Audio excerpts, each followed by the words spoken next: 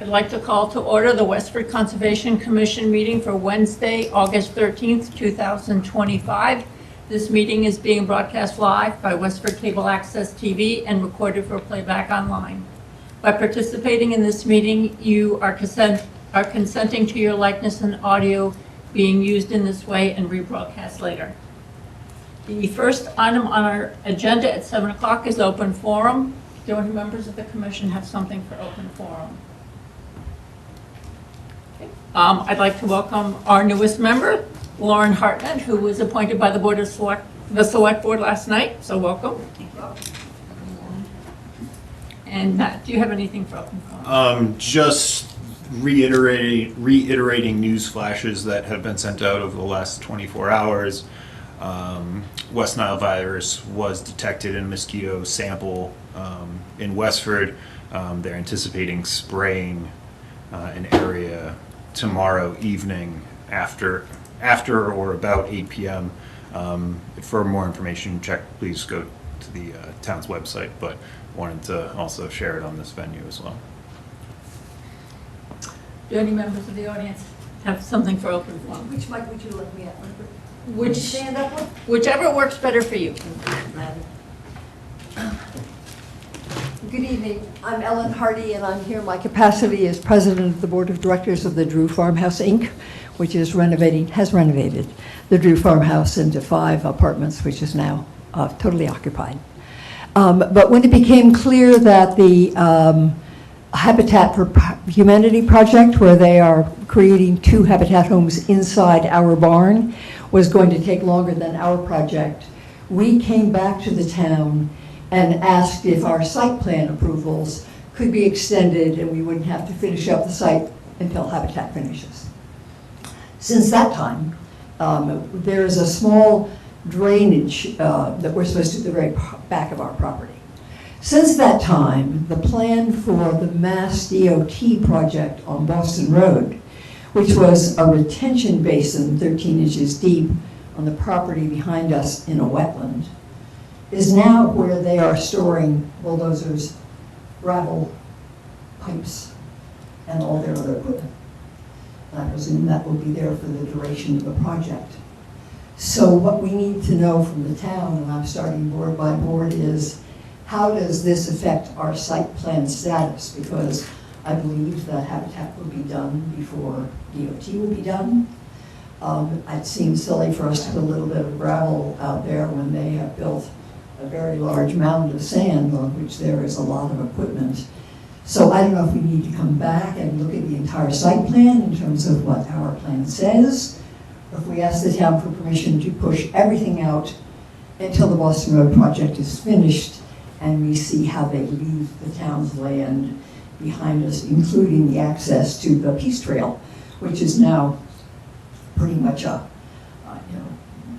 throughway for very heavy equipment that goes in and out every day. So I know you can't make decisions because this was not on the agenda, and that's my bad because I didn't get organized enough to do that for your meeting. But I would love some guidance as to whether the Drew Farmhouse should be going to the planning board, be going to you, and what the timing should be for all of this. So I turn to you for advice and counsel as to what we should do, please.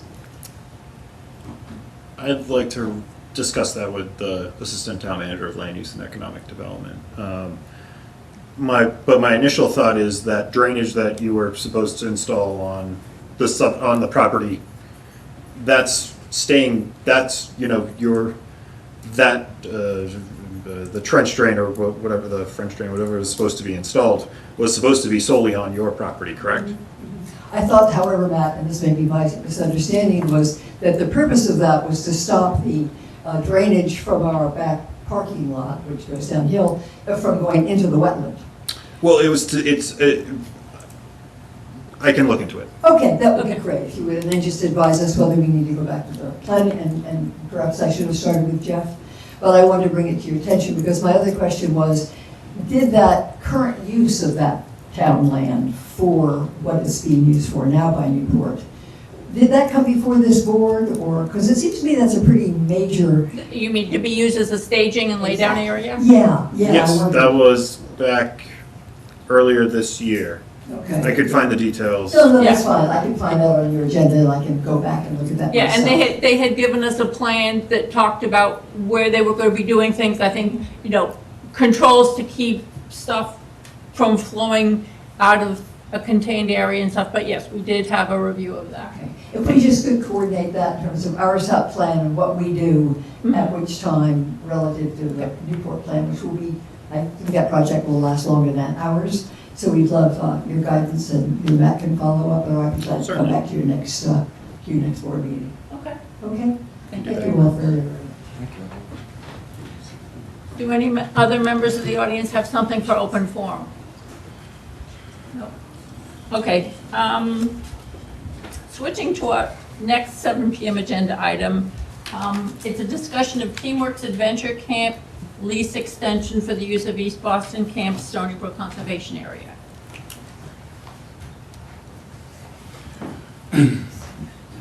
You can sit down. You sure? Yeah. How close you have to be to this thing? So that picks up, so just Okay, speak right. normally. All right, Yeah. all right, just speak normal.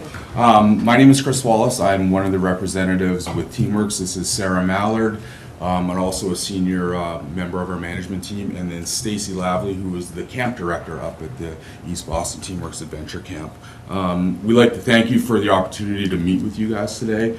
The purpose for Teamworks really is to try to be proactive in trying to get this lease extension figured out sooner rather than later, and we're trying to present, to you guys all, some ideas and thoughts that have essentially come across our computers, through discussions and other things over the last 5 years that we've been on the property. We obviously put together a document and sent it for you guys to be able to review and hopefully bring some questions to us that you might need some clarification on. Our main concern with this extension is the timeliness of it. When we create our camp programming for 2026 is going to start on essentially August 25th. Our camp up there closes on August 22nd of this year, and we kind of get right to it right away. There's a lot of preparation and coordination, whether it's between us with Stacy, who's actually on the camp property for the 9 weeks, or if it's with our marketing team, with our corporate office, etc. And we're just looking to see what can be done, obviously, to one, avoid it going to an RFP that would seriously disrupt, the way that we need to operate business-wise, to make sure that we're providing the safe, fun experience for not only the town of Westford residents that attend the camp, but the surrounding towns as well. Matt shared with us today some remarks about the document that we presented. We would like to address those questions or any other questions that may come up rather than just going through line by line the 15-page document. We're open to any type of questions, any type of remarks. I think we can go into some pretty great detail with you, and then hopefully have an open discussion about it, and in hopes that we can continue. We really love the property. We love what we've been able to do up there the 5 years that we've been up there, and we would really, really like to continue to do so. Okay, so the questions that Matt forwarded to you were mine, so Okay. I'll start. First, I want to say that one of the things I really liked about the information in the packet was when you clarified that some of the scholarships went to kids in DCF custody, in foster care, that you partnered with the Boys and Girls Clubs in Lowell and Hudson. It was kind of taking that same, finding populations that could, might not otherwise have this opportunity, not just looking at what family income is, but also looking at serving other parts of the population. And I really, to me, that meant a lot. It kind of kept the spirit of what the Haim sisters did. My question is, you had said that sign up, once you open the sign up in January, you've got a lot of return campers signing up, and you had said that there were 85 in the first 2 weeks, and what wasn't clear to me was that 85 campers, or was it 85 of the 101 campers who registered for 2025 were in that first 2-week period? It's more, we do week-long registrations, so we had Okay. 85 week-long registrations.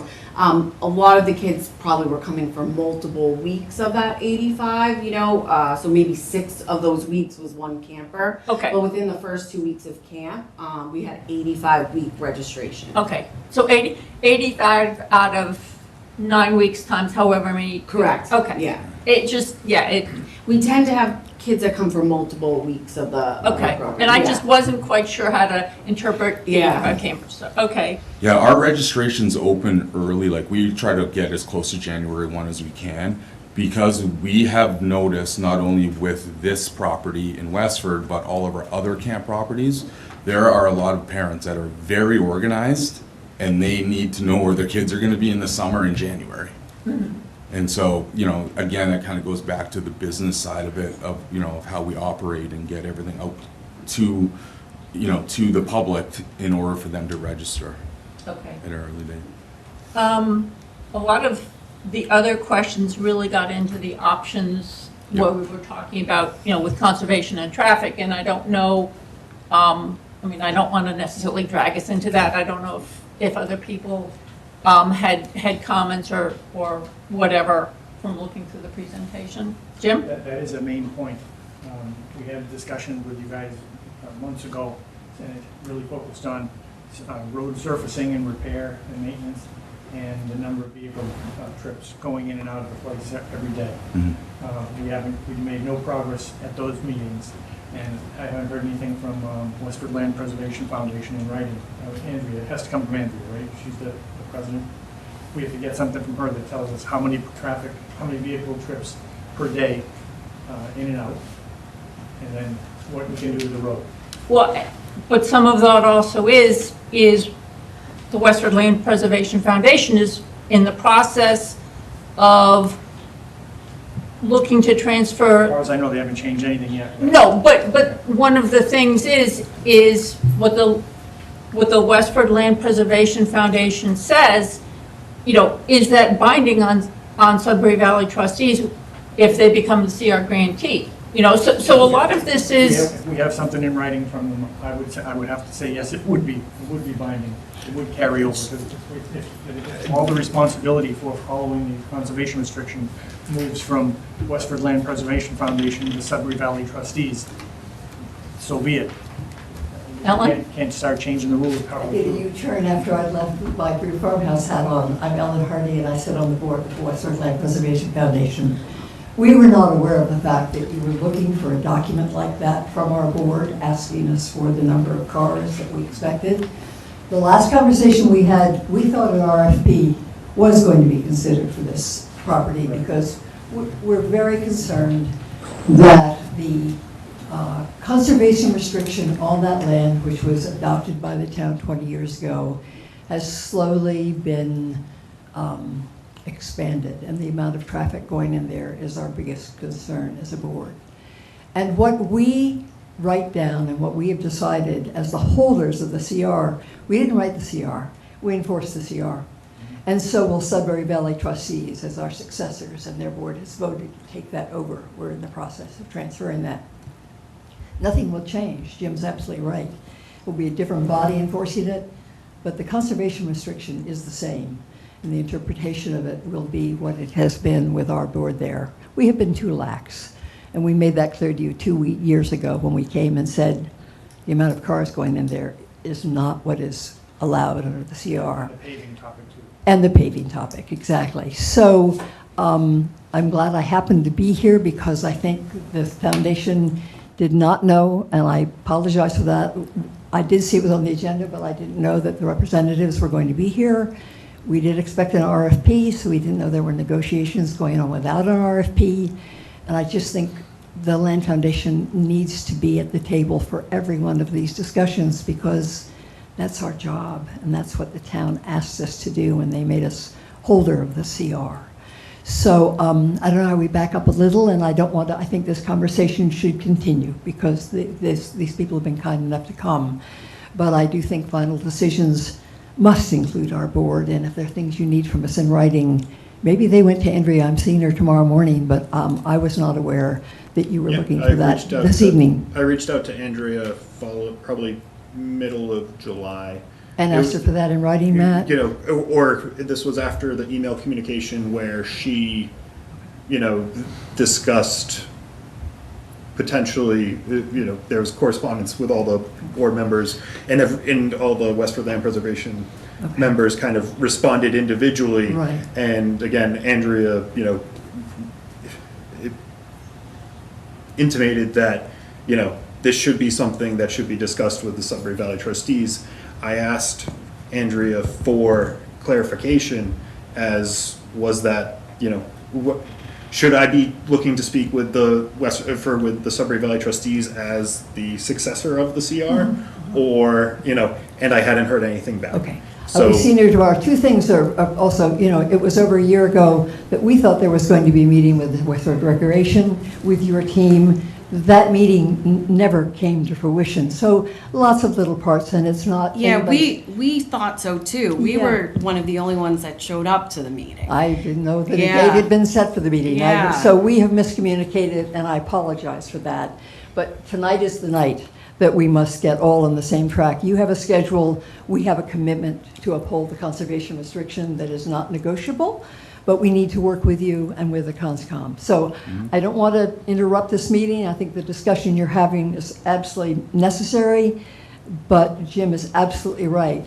The CR binds the town, not Sudbury Valley trustees, not the Conservation Commission, it's the document itself. And so that's what we're bound by. So I will see Andrea in the morning, but you know, I heard your August dates, and I know that today is August. Yes, Yeah. yes. Yeah. But Yes. we cannot let that drive the train because balls have been dropped, and I apologize for that, but we must get this right for the summers of 26, 27, 28, and 29, so that we're doing with that property what we were charged to do when we bought that magnificent land. Okay, so you let us know that, and we just need to be better communicators. I don't know how it's fallen apart, but we were still waiting for that meeting that we didn't even know had been set up. So I'm sorry for all of that, but it is what it is, and we must keep our commitment to the town. So you tell us. And I will let this meeting go on, and I will meet with Andrea in the morning and then get back in touch with you, Margaret, to get guidance. Okay?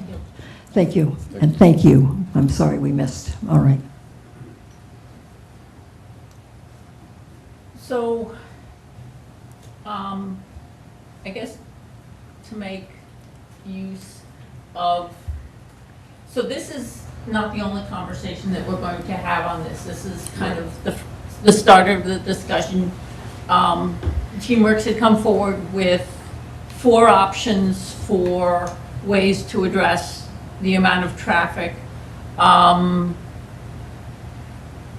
don't know, you know, there was, what was very helpful was that you had provided the background information when there was an attempt to do busing in 2022, and basically at that point in time, families were not interested in taking advantage of that option. You've come forward with a couple of other ones, including your own van, so that there's a drop-off and pickup area near the general parking area, and a 4th one of looking into a off-site pickup and drop-off location on town property.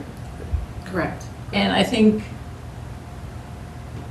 especially with that last option, I think that's one of the cases where, because we're now involving town property, is do we have a town contact point that would basically represent the town in conversations about looking at what sites are available. I think you did a very good job in outlining the logistic requirements for, you know, for shelter, bathroom availability, stuff like that. And I don't know whether the next step would be to pursue gathering more information on that and who the parties would be for that conversation. Yeah, so I would think,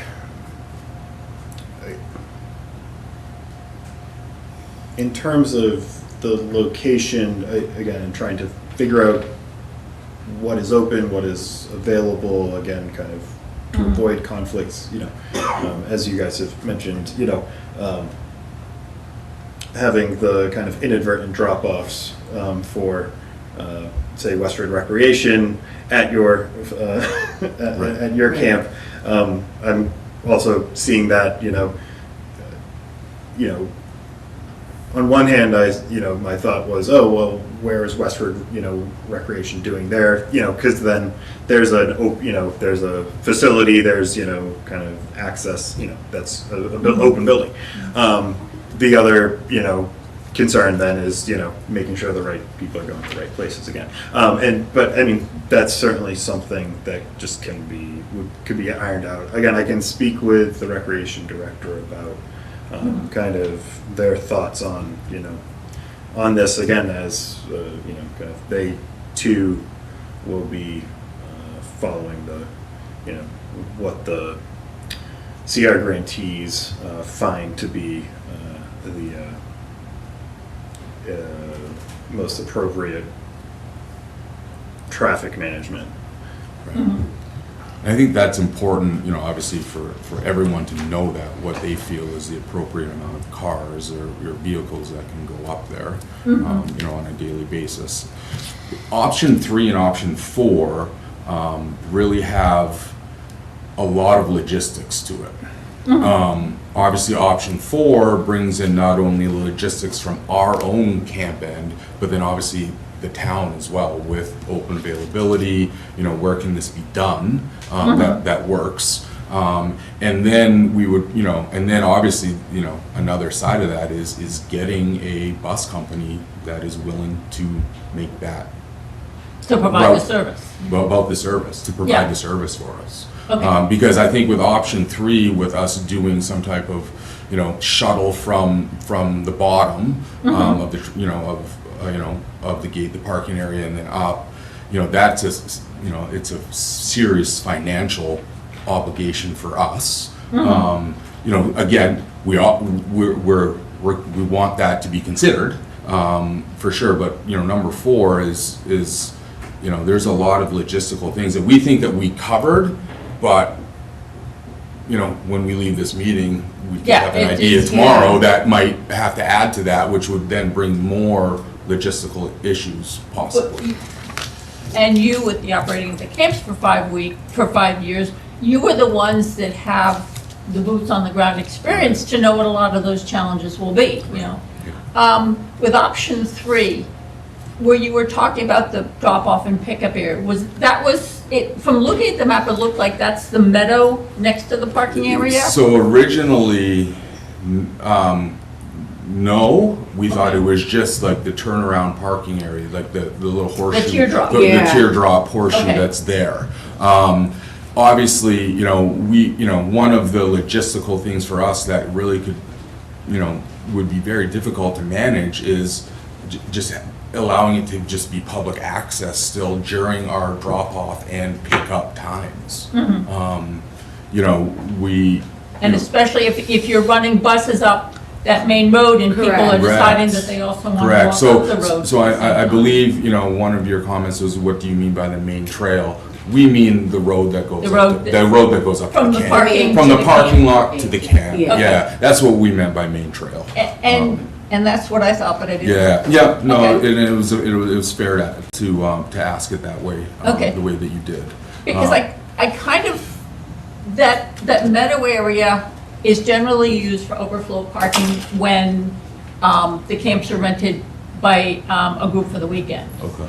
So part of my thinking had been that might be a very good drop-off and pickup area, because planning it out, that could be for your use only, set it up so that that's not used for public parking, and that might also give you the space for your staff parking. Correct, and that's honestly a piece of, an area that I was unaware of.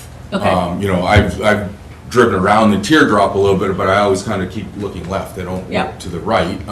And I think that it's an area that definitely Sarah and I aren't necessarily, we didn't really know that it was there and that it could be used. Which would be a great space when the kids exit the car and they're waiting for the Right. van. Yeah. But at the same time, we have, as we said, we have a lot of families that come with 2 kids. They both open the doors and they're out of the car. So having access to kind of that below parking area during drop off and pickup time, I think would just improve the safety for the kids, that they're running back to the car to get the water bottle or things. Because it isn't, the drop-off currently, and this is for about 50% of our company too, is from the car. The parent doesn't park the car, we kind of get the car and check in with the parent at the car. It's essentially a drive-through type of situation. Yeah. Yeah, so That's how if- we operate it. So are you talking about using that grass area as opposed to that paved, or that dirt road teardrop? I think more of the grassy area would be the holding area for the kids while they wait for the van to come down and pick them up. Because that's also a concern. So once they exit the car, where are the kids gonna go? Okay, Because at one point, we thought, oh, maybe, there's just a lot of logistics, but being as far away from the train tracks as possible too, was kind of, so if we can get to kind of that main entrance to the main access road, far just away from. inside that big Yeah, exactly. okay, and that's where that grassy meadow is? Yeah. Right. Okay. Right. Being mindful of our clock, in terms of, are there things that members of the commission would like to see more information on or anything like that? Jim? I think there's some things we could probably eliminate. All the options that use small vans, the explanation of how you need certain size car seats for 4-year-olds to 8-year-olds to 12-year-olds, whatever. Yeah. It sounds like the small van issue isn't gonna work, because that would be changing the seats out continuously throughout the morning and then doing it Correct. again in the afternoon. I don't think that's gonna work. Yeah. So I Correct. think you're talking about a full-size bus. Then you're exempt from the seat belt and the car seat. Correct, for kids. yes. Correct. The full-size buses can turn in this area that we're talking about? Well, They would have to go do the loop that the parents currently do. so Well, you, going up to the camps the bus, so the Correct. bus would go up to the The camp? bus would go up to the camp, yeah. and then come back and pick up kids in At that other, this general area where the. Correct. no, it'd be, well, Where the loop Yes. is. yeah. Where the loop is. Yeah, I don't think a bus Can could go- turn, Can go around that teardrop? The So- teardrop they can. yeah, Teardrop, they can. yeah. So then when you're talking about the bus doing pickup and drop off of kids at a remote location, like at a school or something like that?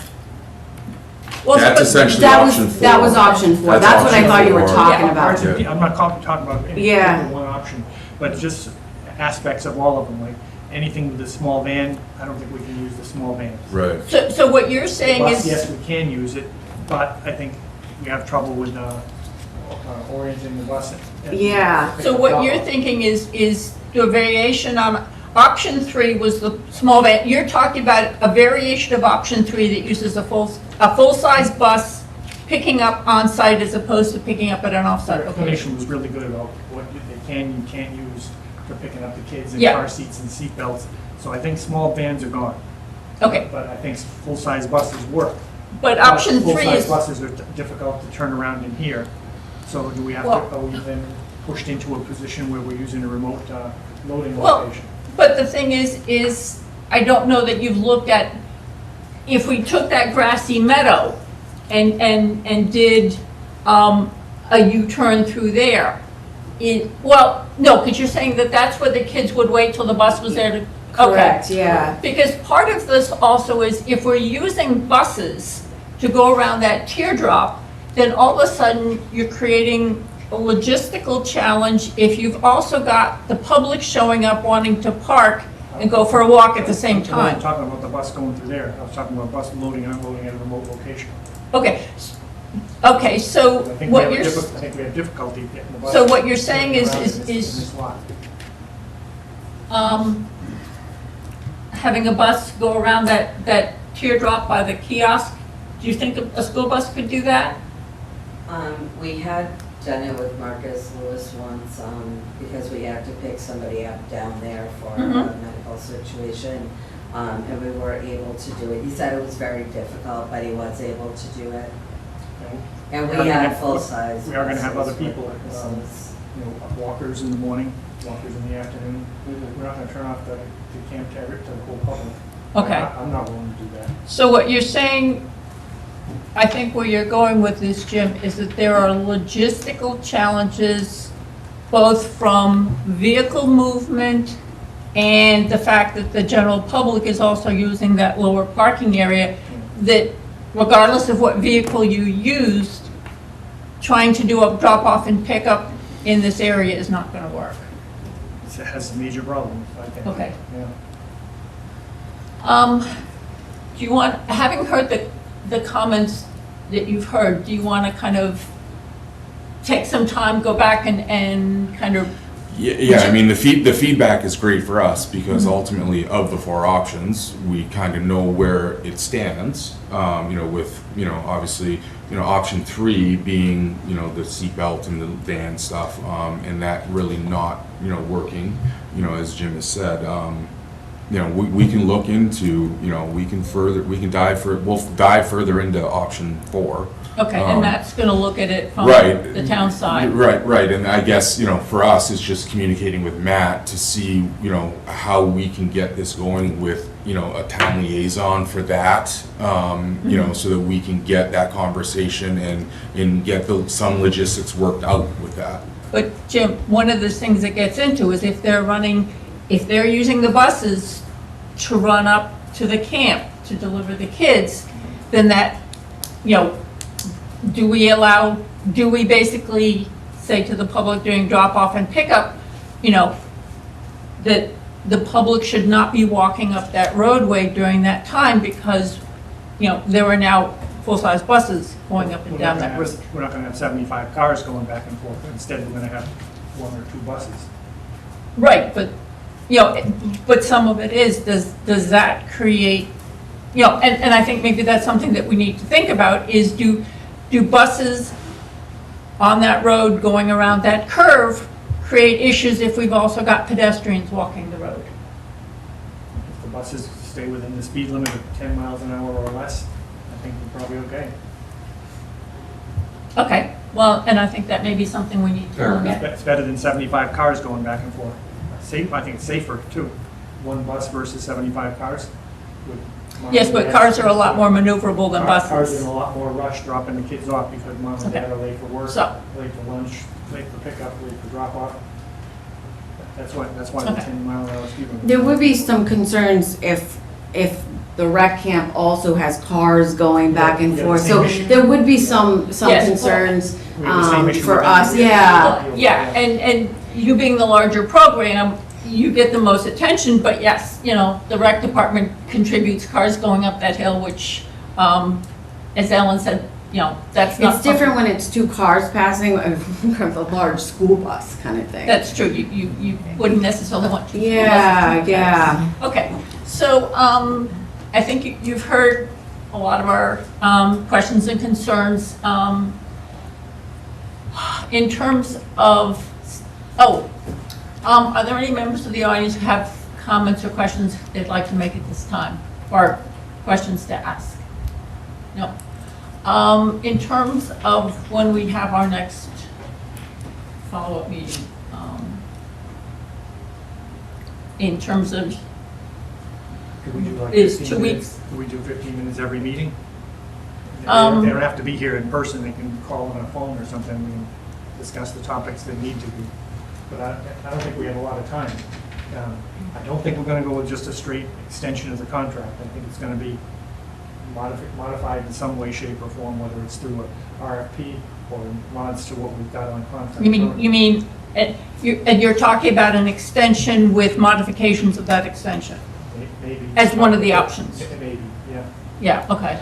Yeah, and we would agree to that. That busing multiple times a day throughout the summer, that's gonna be a large cost to us. Okay. It's not that our customers follow. We tried to do busing, and that was something we were really excited about, and it wasn't the feedback that we expected.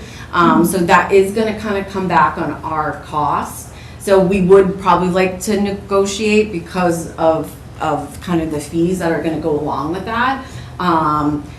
So we would be open to negotiating as well. So we would come back and, so at our next meeting on August 27th, have you on the agenda again for a follow-up conversation? Yeah, and if we can call in or Zoom in or Yeah. or It's whatever. fine, And yeah. would Yes. there be an expectation with that other group that they would be able to be involved in it as well? Recreation. Yeah. Recreation, Yes. yeah. Well, and, yes, because I think the Westford Land Preservation Yeah. is looking for them Oh, yeah, their to, vehicles on the road are exactly like these guys. they're, Correct, yeah. is looking for them, whatever you were able to accomplish, they're expected to accomplish as well. Perfect. Yeah. Yeah, Okay? Yeah, excellent. yeah. Thank you for your time. Thank you. Thank you. Thank you, appreciate it. Okay, moving on to our 7:25 PM agenda item. There's a partial certificate of compliance request from Fox River LLC, 208 Littleton Road. So the commission may remember this order of conditions was issued in end of 2023.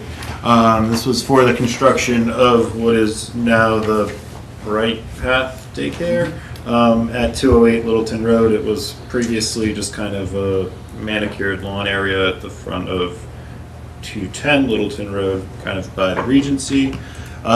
They've finished construction.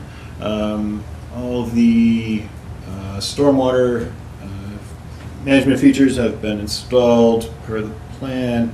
Everything's been certified by the engineer of record for as to be functioning. Plantings have been installed as was required within the no mow buffer, both or the naturalized areas, both area 2 due west of the building on the plan right, and also a naturalized area the top of the plan southerly of the building. They're establishing as required under the performance standards for riverfront area. A special condition was included in the order of conditions that plantings and natural mitigation areas shall be monitored for 2 growing seasons, so where they're kind of only at 1 now. They're requesting a partial certificate of compliance, and in the partial certificate of compliance, we would note that work, site is stabilized, all work is completed, the erosion control was removed, just kind of the only outstanding item is the naturalization areas as per the plan to go through 2 growing seasons. If there are any questions, I can certainly entertain them. The project engineer also had a conflict tonight, so if there are substantial questions, we can kind of take them. I can share them back with the project engineer for the commission's next meeting, but Jim? Matt, what do? You put in a particular file and check it in a year and go out? yeah, I mean, so in the That sounds So it gets recorded.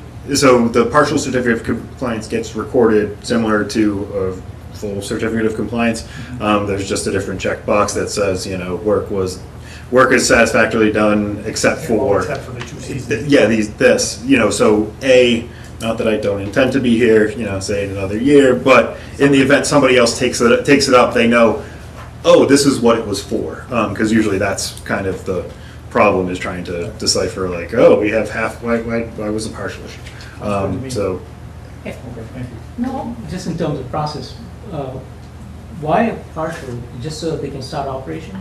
yeah, I mean, it gets it, they've done the work right now, so it's, hey, everything is, was constructed and, it's, the stormwater system is operational, all, the pavement is in, all the curbing, everything, it's just except for, making sure. So it's kind of just saying, we have, it's, if a punch list with a house, it's, it's the, hey, this is the one thing that, we need to address, but everything else we've, But are satisfactorily. you starting operations soon? Is that? Yeah, no, I think this fall, Okay. we are in the fall. We're getting to that. I think shortly, if they aren't already operating.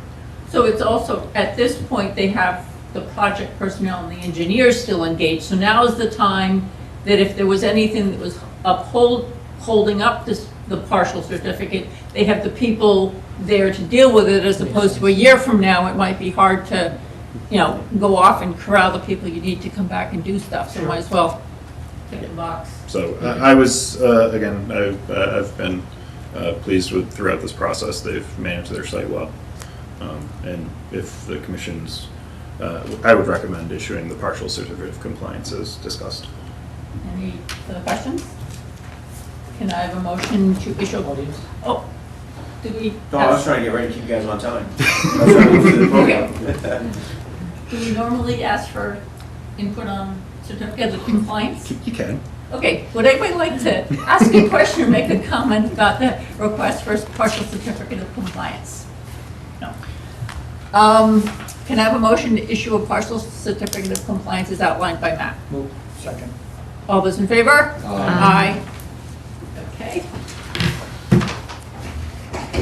And moving on to our 7:30 PM agenda item is the public hearing for Raisbeck, 25 Pine Street. Under Massachusetts General Law, Chapter 131, Section 40, the Wetlands Protection Act, and Westford's non-zoning wetland bylaw, Chapter 171. The Westford Conservation Commission will hold a public hearing on Wednesday, August 13th, 2025, at 7:30 PM in Meeting Room 201 at Town Hall, 55 Main Street, to consider the request for determination of the applicability application of James Raisbeck for the abandonment of existing septic system and installation of a new tank, pump chamber, and leach field, portions of which are within 100 feet of bordered vegetated wetlands and bordering land subject to flooding, and 200 feet of Stony Brook at 25 Pine Street, Assessors Map 57, parcel 110, lot 0.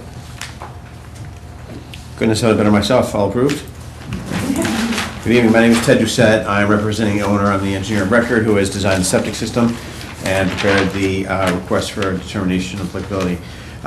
This is an existing home on the corner of Town Farm Road and Pine Street. It's on the northwest side, and it's at the top of a hill that leads down to Stony Brook. And there, like you said, there's an existing system there that has failed, and we're going to upgrade it with a Title V compliant system. So it's a system that's actually backing up into the septic tank we found out there one of the days we were doing the work. And those two leach pits have failed, and so they're not doing anything to treat the water. They're not letting that much water out, so I guess it's not that bad of a situation. But we're going to try and improve the situation by putting a Title V compliant system that meets the capacity of the multifamily house. This is it's a standard monolithic tank going into a leach field. On this case, I'm using plastic chambers. I use those on a lot of designs. They allow the system to be just a little bit smaller than a traditional system.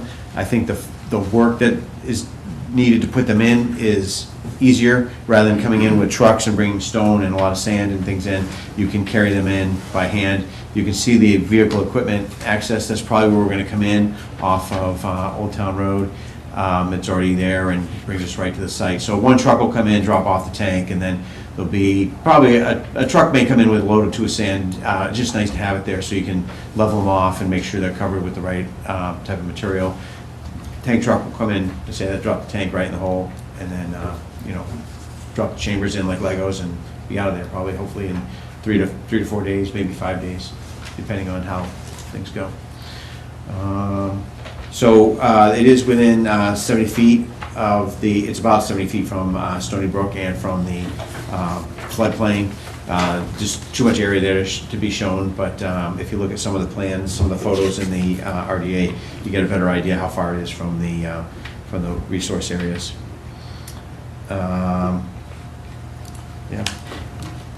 So we're asking for an RDA, everything, all the work is outside 100 foot. We're not taking down any trees or anything in the area. We go back to grass. I had a question. Yes. So this might be a nitpick, but maybe not. It says 1,500. Yeah, I just saw that too. Yeah, it's going to be, the plan says 2,000, yeah. Right. 2,000 gallon. Yep. Yeah. So it's going to be 2,000? Yes, yeah. It's a typo in the RDA. It's correct on the plan. Okay. Do we need to get that cleared up? Does that need to be fixed in the RDA? In the, the plan of, this will be our plan of record, so, we can make sure that in the determination, we also, it's 2,000, you said? Yeah, yes, We'll 2,000. put, we'll Sure. call it out in the actual determination that's issued. Yeah. So the determination trumps The application, yes. the application. Yeah. Well, the narrative. Yeah. Okay. Yeah. Any other commissioners have questions? Matt? No, stopped out this afternoon, and certainly it's a tight site before you start going down the slope towards Stony Brook. But again, I think everything can work there. If the commission is amenable, I recommend one condition such that the erosion controls be installed and inspected by myself prior to commencement of work. Okay. Yeah. I know it's before the fencing work. I don't know if there's a note on there about the inspect, but I'll let the contractor know. Yeah. I can say anything about inspections. but, yeah. Are there any comments or questions from members of the audience on this project? Can I have a motion to issue a conditional negative determination? So move. Second. All those in favor? Aye. Can I have a motion to close the public hearing? So move. Second. All those in favor? Aye. Aye. Okay, Okay, thank you so much. thank you.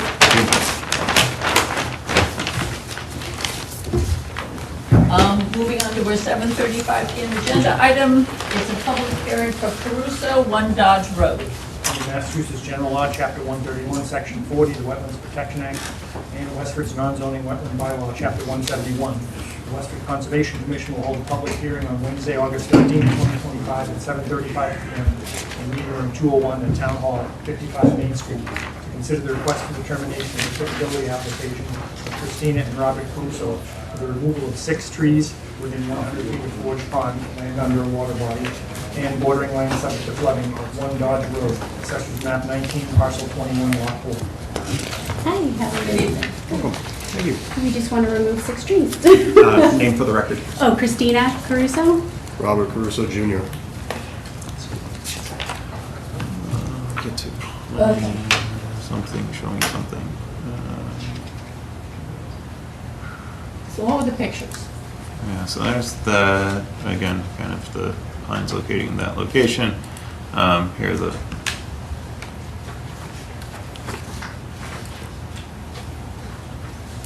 So there are a set of 12 trees. There's a laser pointer there, Oh. if you want to just kind of look at one of the pictures and, yeah, Where are we? You're up top. Hey. there you go, yeah. You want to point? I got it. Okay. I got it. I'm obviously not good with the laser pointer. Yeah, so there's a set of 12 trees there. We would only like to take out the biggest 6 and leave the rest. So it's the biggest 6 trees. Now, is that the 6 trees that are also the closest? No, they're not the closest. Okay. They're the furthest away. They're the closest to the driveway, not the closest to the lake.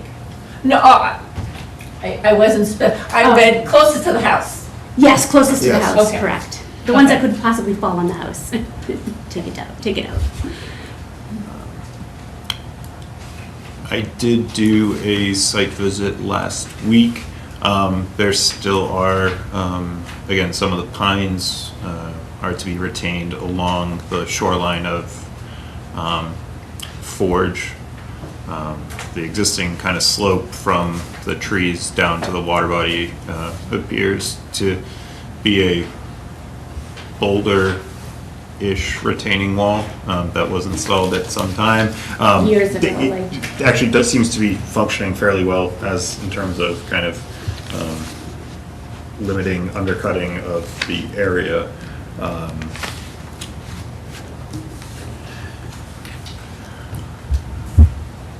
And we So has do, anybody looked at these trees? Are they leaning towards the house? Is there any dangers? The six nearest, again, the six nearest the driveway are exhibiting tropism, again, growing towards in the sunlight, again, kind of where there's the little grove down there. So this is facing north right now. This photo is taken facing north, so the trees are growing, unevenly, towards the sun, as these are the predominantly edge trees. and virtually have no limbs on one side, so it's all just leaning. You mean, so it has limbs on the side closest to the house and none Yeah. on the other side? Correct. Okay. In looking at this on GIS, I noticed that your neighbor also appears to have tall trees. They do. In terms of, because what was included in the package was the cancellation request from your insurance company. Correct. Did they was it their comment you recorded when it said there was handwritten roof and trees? Was that their notation or yours based on a follow-up? It was based on a follow-up phone conversation as to why they were canceling our insurance, because they never sent. It doesn't say insured requested. They, I believe that you guys requested of the insurance company to cancel. We didn't know, and that's why I called, because I was like, what's going on That's what with that line this? says there, though, right? Insured The request? reason for cancellation is insured request. You're the insured. Yeah, but we never requested to have it canceled. So that's why I called when I got the cancellation notice, being like, we never requested this. And when on the phone, when I was talking to them, they said it's because you need to replace your roof and you need to get rid of the trees. So we did the roof already, and we were able to get another insurance company within the time frame of them canceling this and moving on to another insurance company. But the premium is almost doubled because we had to move so quickly, because they literally canceled it within a week. So did the second insurance company say anything about the trees? Not yet, no. Matt, did you have a chance to kind of do a rough look at what's the distance to the on-site trees versus the neighbor's tree? One of the things I'm thinking is, did the insurance company do it based on your trees or the abutters' trees if they were closer? They did all the trees that were around the house out of that GIA, so they were looking at all of them maybe, but we can't do anything about the abutters tree. But and I guess part of what I'm wondering about is because if you take down your trees, but the abutters' trees are still there, are you still gonna have the same problem with the insurance company? That's between them and the insurance company. not us. Yeah. Unknown. Yeah. Well, I mean, I'm sure if we got the okay for the abutter to take their tree down, which is also enormous, they may be happy about that. They may not want to pay the expense. I don't know, but we can only worry about our land yeah. and that safety for our home. Were you able to get a rough measurement of the trees to the house? Because that's one of the things we tend to look at. Trees to the house, I think they were 70 feet. It's certainly, Yeah, I'd say 50 to 70 feet. No more. yeah, They're and close. the height of the trees are, they're similar to the white pines that were over on Green Needle. Yeah, They're off renting the house. They're Yeah, huge. yeah. What we should be talking about then is the kind of replacement. right? And we offered to replace with the same type, with the species of, a native species that Matt. Not white pines. No. Not white pine, the native species that Matt. Yeah, he's got a list. He does, we've already seen the list, so yeah, Okay. we've talked about that. And we're happy to replant. Any other questions from members of the, Do we need butt logs cut off here? I don't know. Again, it seems like, I mean, it's in a highly used area. Again, it's in the lawn. There's the dock right in proximity to it. I feel like that could be, now we've just kind of, not so much unsightly, but more so as those decay, we're just kind of, creating a new problem? yeah, where, there's a 10-foot kind of stump that's now decaying and now dropping. Yeah, I don't think this is probably is the most appropriate location for them, again. So we take down these trees, there are existing pine trees that are gonna remain there when you take down these 6. We're looking to plant pretty much in the same area. Close to it, yeah. We were trying to make sure to maintain the. Yeah, I mean. There'll be trees and not shrub. Yeah, and that's, kind of thankfully here, we're not, again, they are farther away than some other requests where, the trees Yep. are right, 20 feet to the house. And so, I don't think we need to specifically identify or specifically use, the 30 trees growing under 30 feet, to protect, so that we're not. I prefer to see something more robust there. Yeah, I mean, it's certainly a sandy. It's not so close to the house. It's a sandy soil, so I think we'll have to do a little bit more kind of. We want them to stay upright. Right, yeah, and survive, and so it's kind of that, but it's, what options are there, kind of fine tuning, all the site characteristics, but it does receive full sun, so that's certainly, there are often other times where these requests are, still shaded amongst other trees, and, we're trying to shoehorn them in. I think there is space here to, plant some trees that will establish and flourish. And you just have them, the trunks cut flush to the ground? Leave the stump in place? It depends on how eroded it is underneath, if it needs to be like all ground up and then when everything's replanted. I mean, I'm not really sure. I mean, typically we require that the stumps remain, because again, that grubbing, the grinding of the stump is what, creates a certainly vector of erosion. What about all the roots dying underneath? Yeah, I mean, that's, So if you grind it up, at least you're getting, so it won't concave in? I don't know. I don't know much about that. Yeah, I mean. It's hard for me to tell how close it is. I mean, again, the top of, the nearest to the top of the bank, and again, which is kind of that armored bouldered slope, would be 15, 20 feet, Yeah, I'd say about that. from there. So it's not directly on the slope. Again, it's a fairly level, Area. portion as opposed to, so, I mean, if there was, I wouldn't imagine there being much runoff again from, any stumps that were removed. But if you're removing the stumps, does that disturb the roots of the remaining trees? It shouldn't because they're forward. Yes, but you think, these are pines, their roots go this way. So if you're disturbing roots in the proximity of the trees, are you potentially damaging the root structure of the trees? So I think where the 6 are, it wouldn't touch the other ones. Again, I don't know. It's a big So like cluster. on pine, and if they're gonna just grind the stump, they're not tearing it out, they're just grinding it. So it's level with the ground. Yeah, okay, so grind to ground level? Yeah, I would say that. It's not like they're tearing out the stump. So, okay, Yeah, it's not tearing, it's just grinding so grinding it's to flat to surface. level, yeah. Surface, okay. Are there any comments or questions from members of the audience?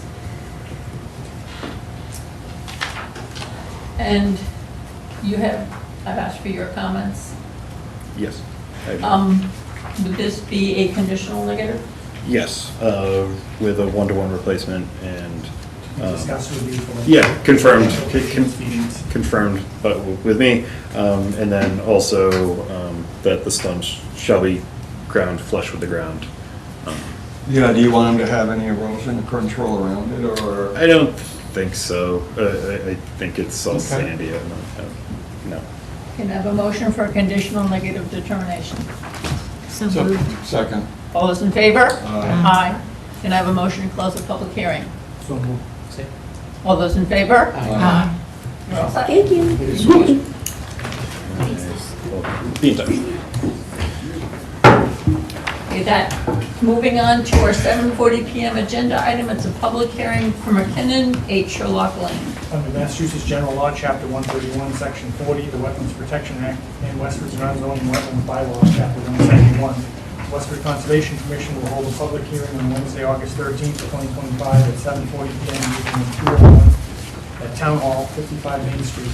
Consider the request for determination of applicability application of Nathan McKinnon for the removal of 7 trees within 100 feet of border vegetated wetlands at 8 Sherlock Lane, Assessors Map 6, Parcel 48, Lot 0. Good evening. Thank you. For the record, my name is Nathan McKinnon, 8 Sherlock Lane, Westford. Also here with me tonight is my much better half, Hi, for the record, I'm Caitlin McKinnon. also of 8 Sherlock Lane. Yes. Thank you so much for having us and for the consideration this evening. We live at 8 Sherlock Lane, which is at the end of Sherlock Lane, which is at the end of Texas Road.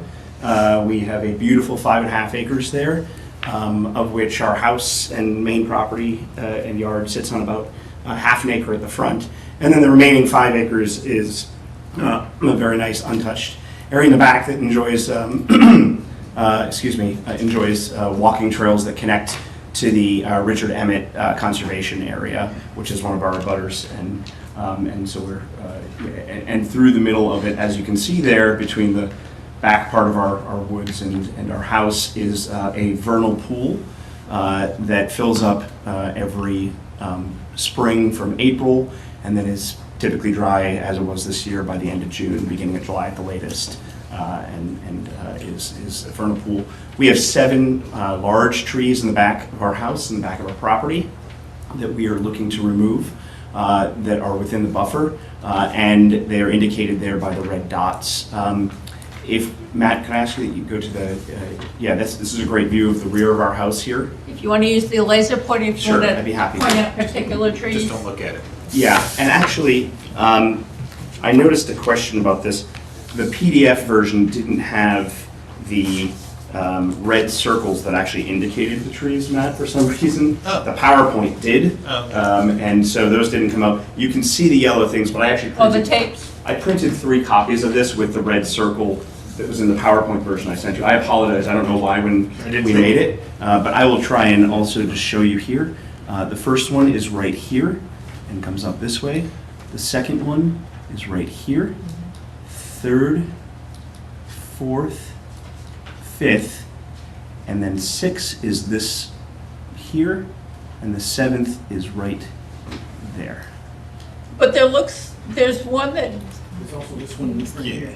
yeah, Sorry, that one. which one? That one This right one. there. Oh, sorry. Yeah. Yeah, Okay. they're identified by caution tape, Yeah. which made it really easy to identify Yeah. when I did my Sorry. site visit, as opposed to, kind of arborist, typical little, 1x1 piece They're of all flagging. healthy trees just threatening the pool and.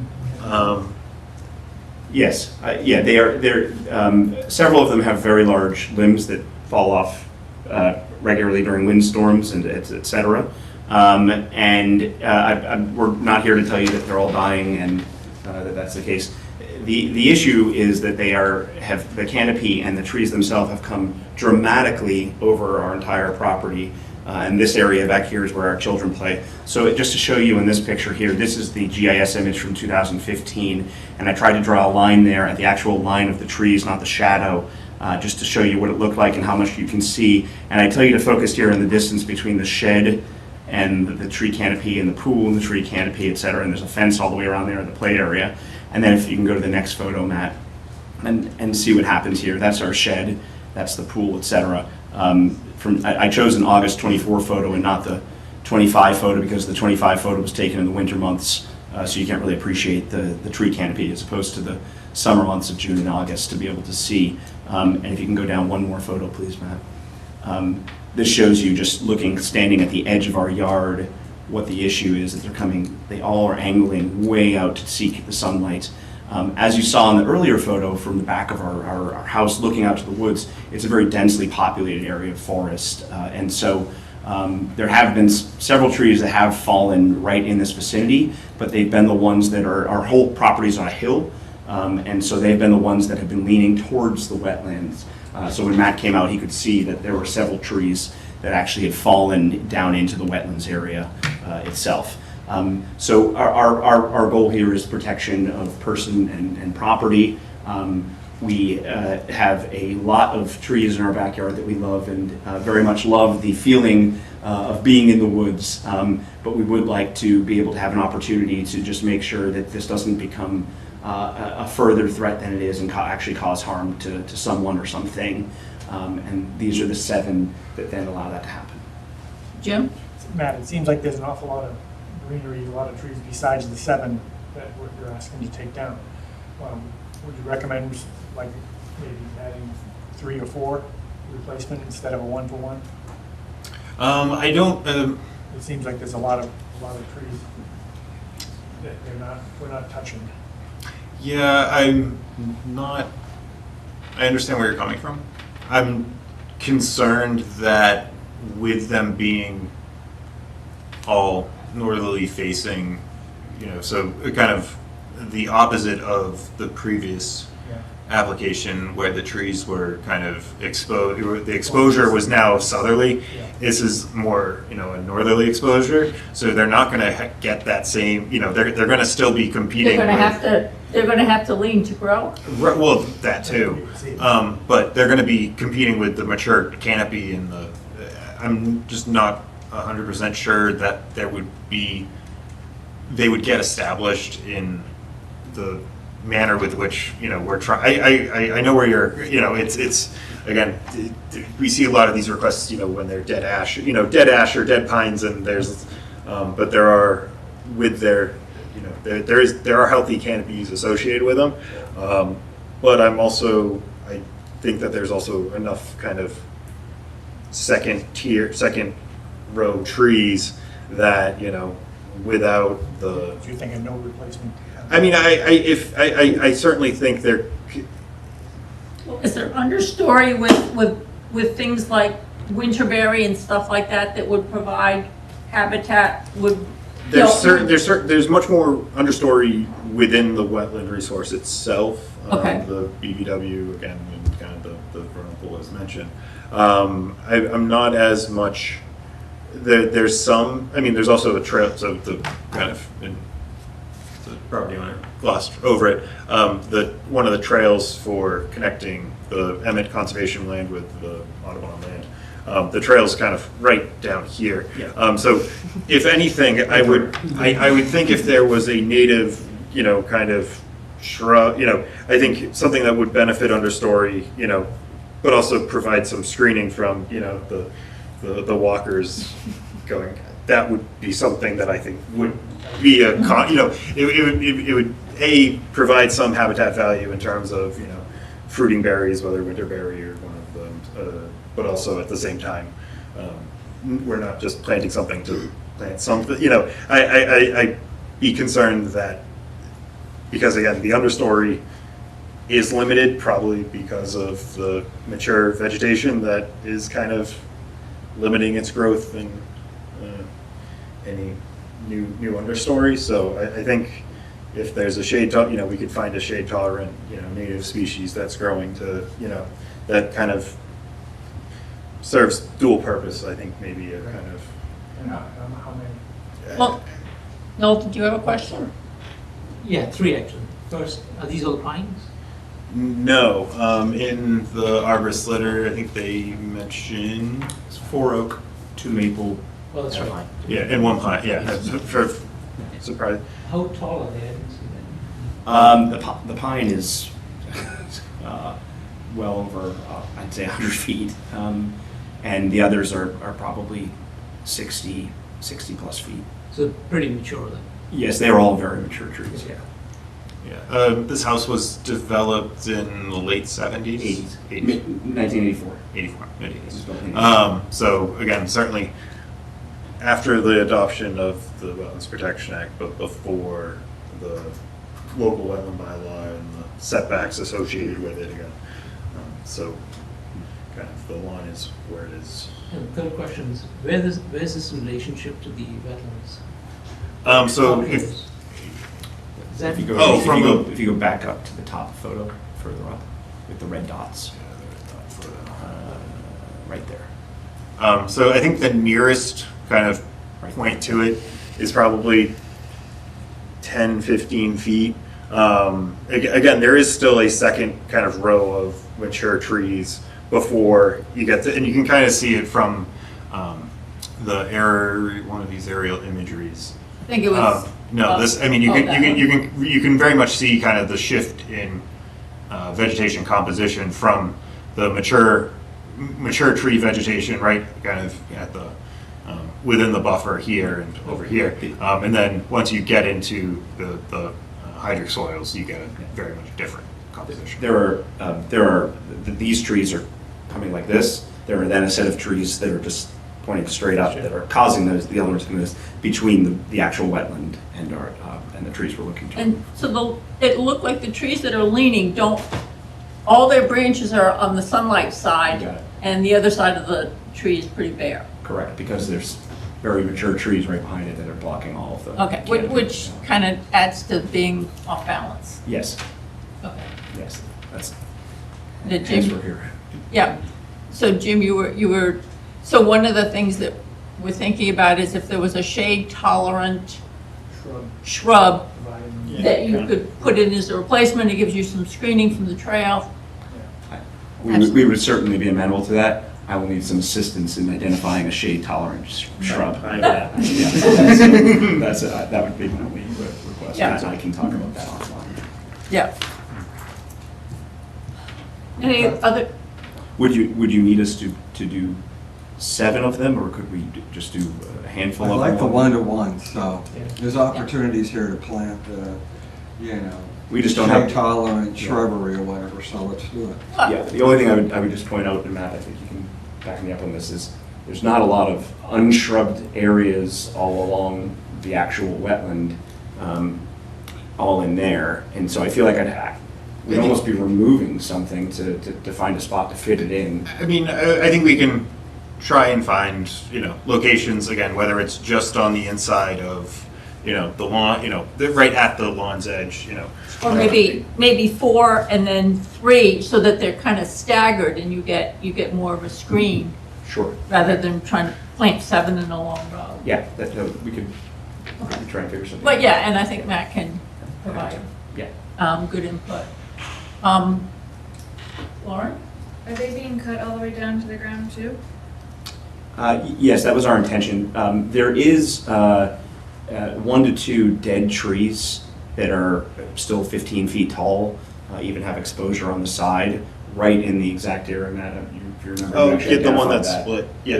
And there's another one off to the left too that I found after you left, which is, I don't know if you can see in the backyard photo, right here, in the middle here, there's a dead pine that is probably 15 feet, just the 15 to 20 feet of it, with a big open hole in the side, that the top of the pine fell into the swamp. And there's another one right over here that fell that way, to the left. Yeah, you can see the split right there, so that's the top of it right there. Yeah. See that? There's another dead pine. Yeah. So you're all, And there's another dead pine there. so there's a lot of habitat already been Yes, created. yeah, that was part of our consideration, so our intent was to just get them down Okay. to the ground, and of course, no stump grinding. I mean, without a house, there'd be more habitat. But you haven't considered just cutting back limbs? Yeah, we did consider that, and in our discussion with the arborist, the point was that they're all coming this way, and to do Need that. is too much that even- Yeah, to do that could actually jeopardize the tree, and it would likely then just immediately come back seeking for light of any under branches that would do that. So we felt this was these 7, the most potential threat, and the ones that would make the most sense.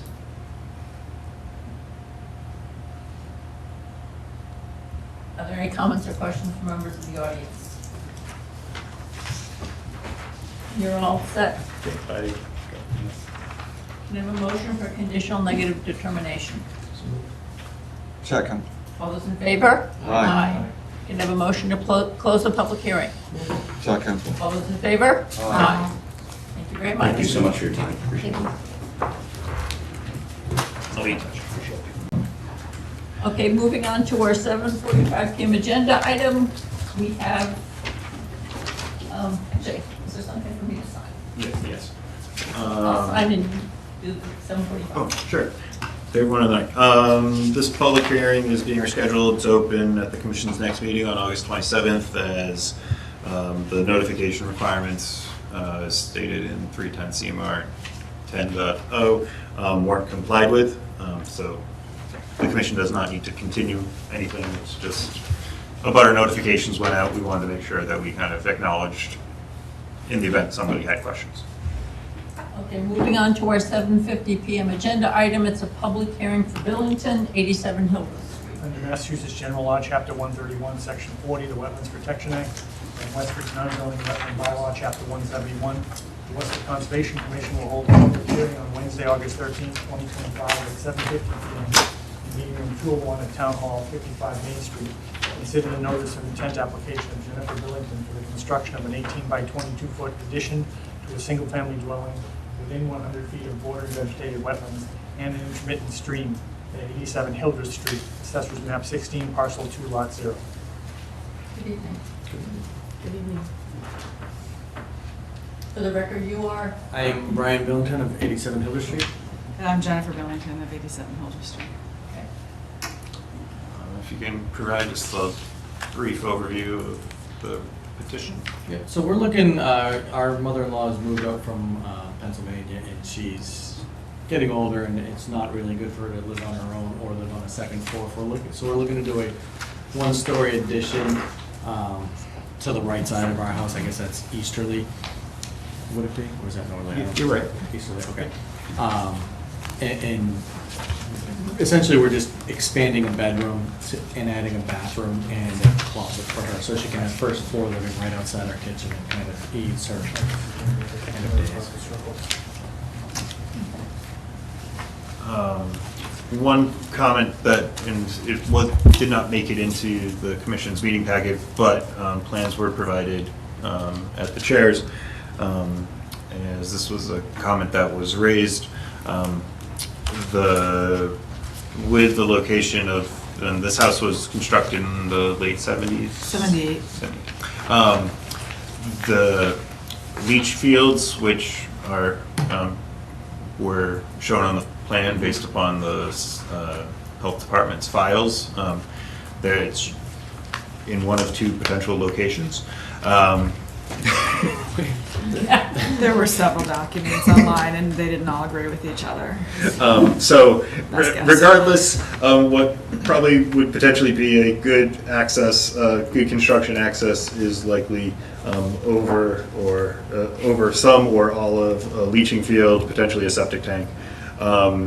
It was discussed with the property owners, and that's a sketch was provided in the plan at the single 8.5 by 11 that was at your seat, where the silt fence was to be located at the edge of the landscaping within the existing lawn area, and construction access would be to the rear of the dwelling.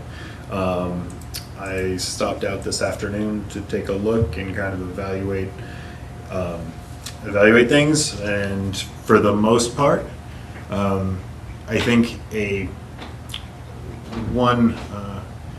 the nearest bush to the kind of corner of the house here would have to be, would most likely have to be removed, but it's a winged euonymus and very invasive, so if you guys can remove that and It grows like a weed. yeah, we won't miss it. Yeah, removing that, I think would provide a little bit more kind of construction access at the corner, and also it's removing an invasive species.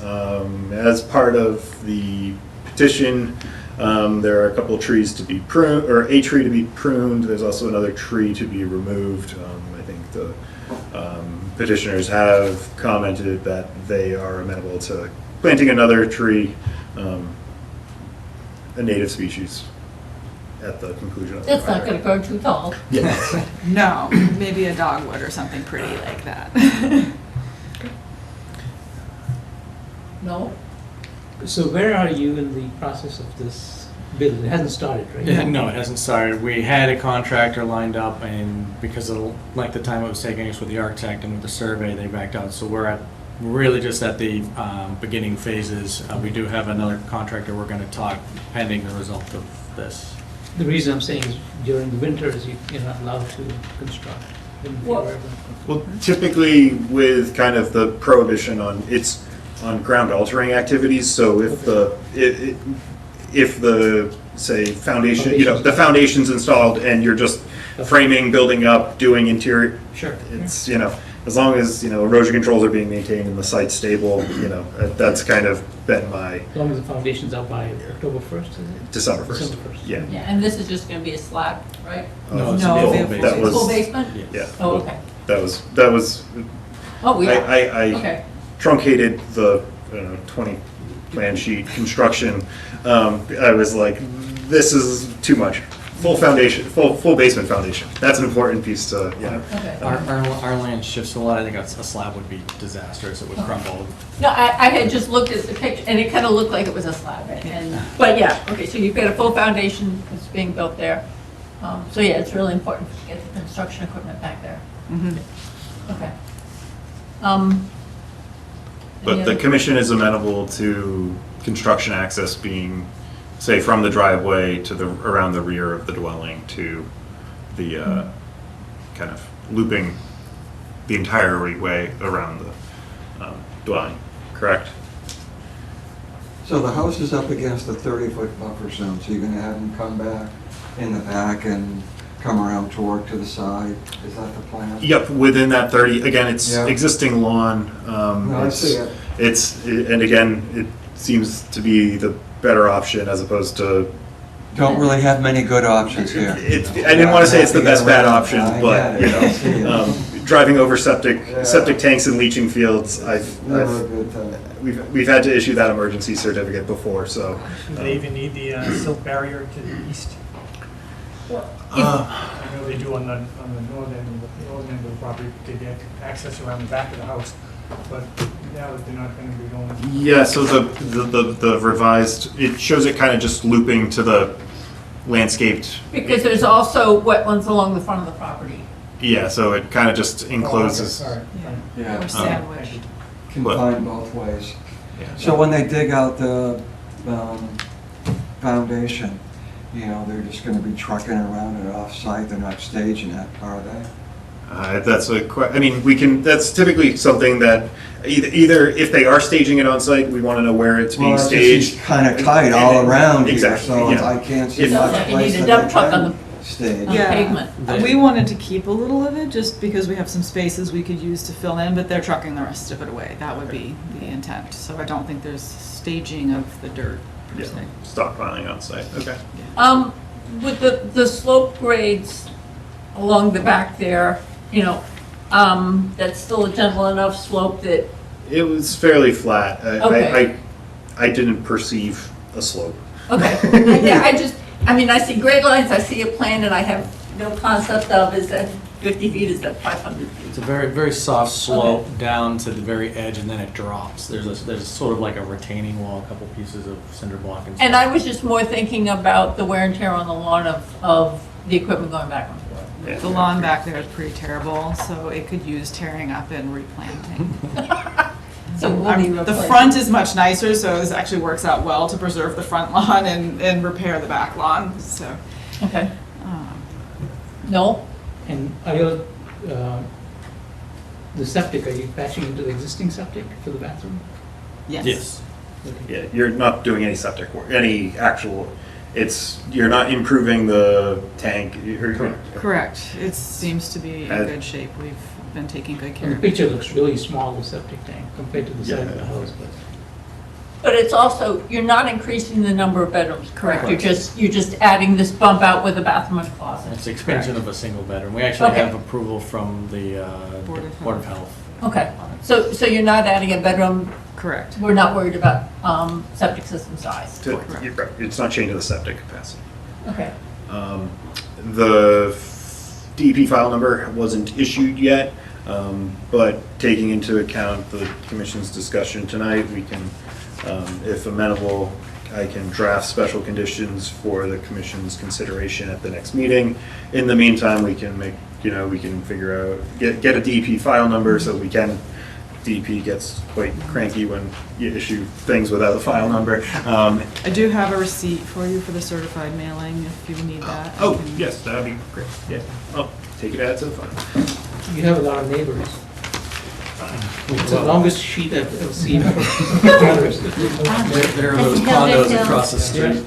Yeah, thankfully, based on our last project, it was determined we only had to notify the condo association. It's not every single The commission, resident. the commission, when they updated the rules and regulations in end of 20, beginning of 21, we kind of clarified notifications with, say, a homeowner's, like a condo association, because, notifying 100 unit owners that are, 300 feet away.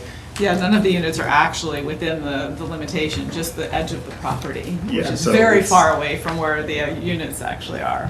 Because the state's language is a little ambiguous, so in our regs, certainly clarifying it, I thought helped. And again, it's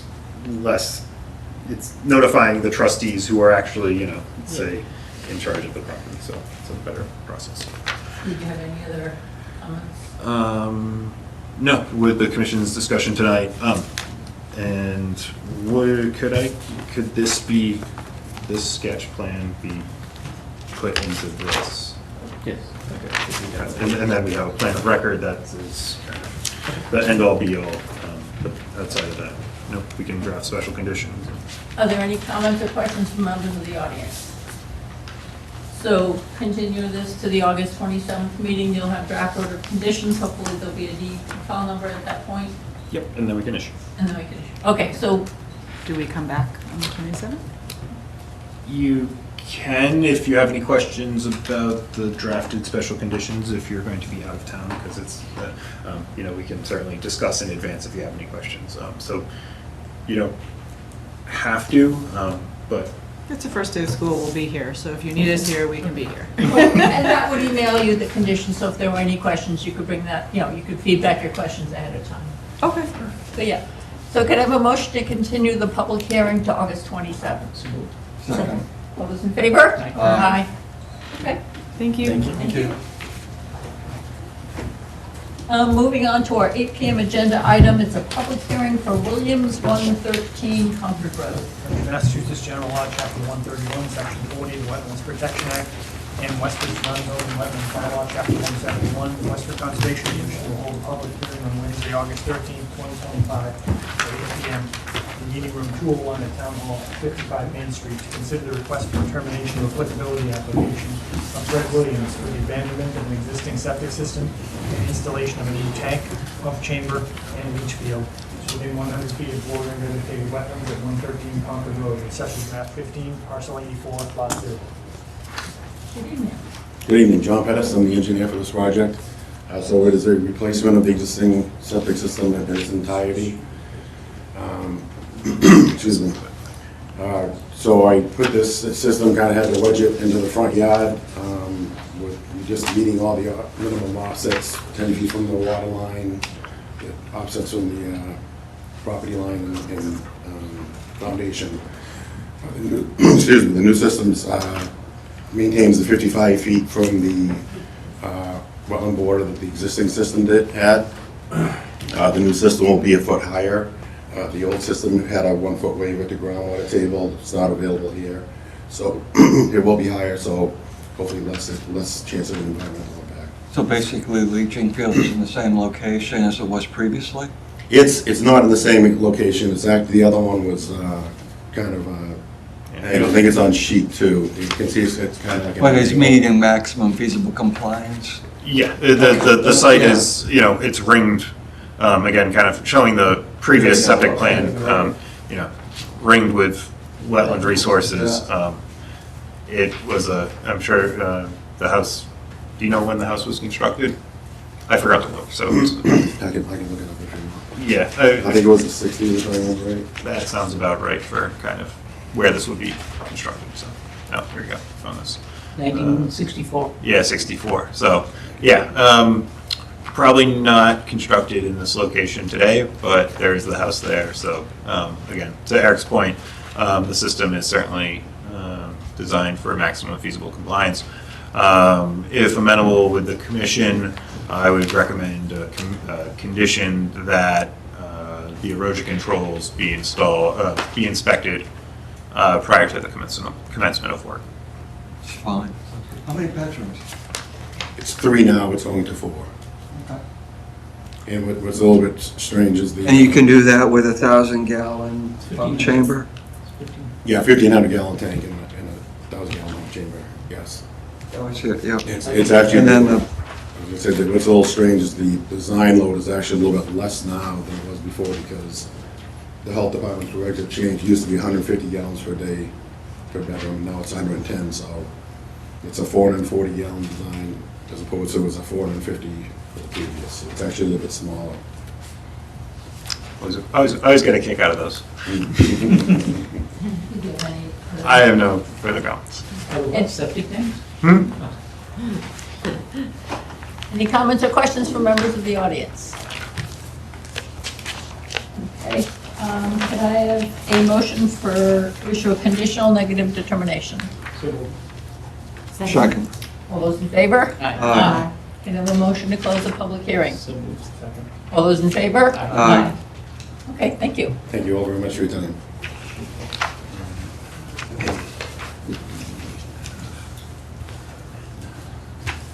Okay, moving on to our 8:05 PM agenda item, the public hearing for Jack and Clara Farmstead LLC, 400 Littleton Road. Under Massachusetts General Law, Chapter 131, Section 4 of the Wetlands Protection Act, and Westford's non-zoning wetlands bylaw, Chapter 171. The Westford Conservation Commission will hold a public hearing on Wednesday, August 13th, 2025, at 8:05 PM in Meeting Room 201 at Town Hall, 55 Main Street. Consider the notice of intent application of Jack and Clara Farmstead LLC for the installation of golf safety netting at a driving range, portions of which are within 100 feet of the borders of the wetlands of 400 Littleton Road, Campbell Farm. Assessors map 10, parcel 1, lot 0.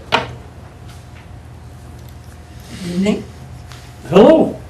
On behalf of the applicant, my name is David Cowell. For the public record, I am a senior wetland scientist with Hancock Associates. With me tonight, I'm sure you guys might know Brian Goudreau. He is a associate senior project manager and civil engineer with Hancock Associates. We filed a notice of intent request to install golf safety netting at the Kemble Farms the entertainment center. Between their existing driving range, and they have a small pitch and putt course. In the existing addition, this presents itself as a safety risk, that if half of these people hit the golf ball the way I do and don't hit them straight, there's a risk of people getting hit. I believe some people have been struck. There's been some near misses from people who are on the pitch and putt course. So the proposal is to install the net would be 30 feet in height. It would be affixed to poles. The lower elevation of the fence would be elevated 18 inches above ground level to provide wildlife passage. Of the series of poles, so there is, if you look at the alignment here, in these wetlands, we've investigated these and delineated them 1,000 times. There's a bump out here where the wetland, yep, as you see, it jogs out into the course a little bit. Everything surrounding that is manicured turf lawn. So there's no proposal for any removal of any native vegetation. Every single one of these poles would be in an area that occurs as manicured golf turf in the existing condition. So as we looked at, as proposed, we're able to span the wetland. I think that the call out says floating net, but I think that's a misnomer. The net is not actually floating in the wetland. The net spans the wetland. So if you figure that the net has 18 inches of daylight below the ground, and as it approaches the wetland goes down in topography and back up again. The wetland's going to be, the lower elevation of that net is going to be elevated above the wetland, greater than 18 inches. I don't know, we don't have elevation on top, but if you can imagine, it's 18 inches off the ground, and when it goes to the wetland goes down. There's no proposal for any disturbance in the wetland itself. Based on the span of the poles, we tried to keep our poles outside of your local setback zones, the no disturb zone and the no build zone. Based on the width of that wetland, we're not able to. We do have, I qualified it in our filing, I think a total of 5 or 6 poles that are within these setback zones. Again, these are existing altered areas that exist as golf turf in the existing state.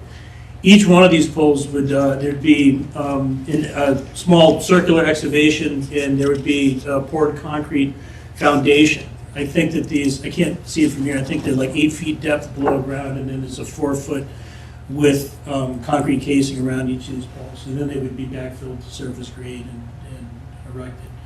As I understand, talking with Brian Goudreau earlier tonight, this would be a seasonal installation, that this would be affixed much the way that a curtain is affixed, and at the end of the season, when they're closed during the winter, they can take the net down and they can erect the net again at the beginning of the open season, so it doesn't need to remain up there year round.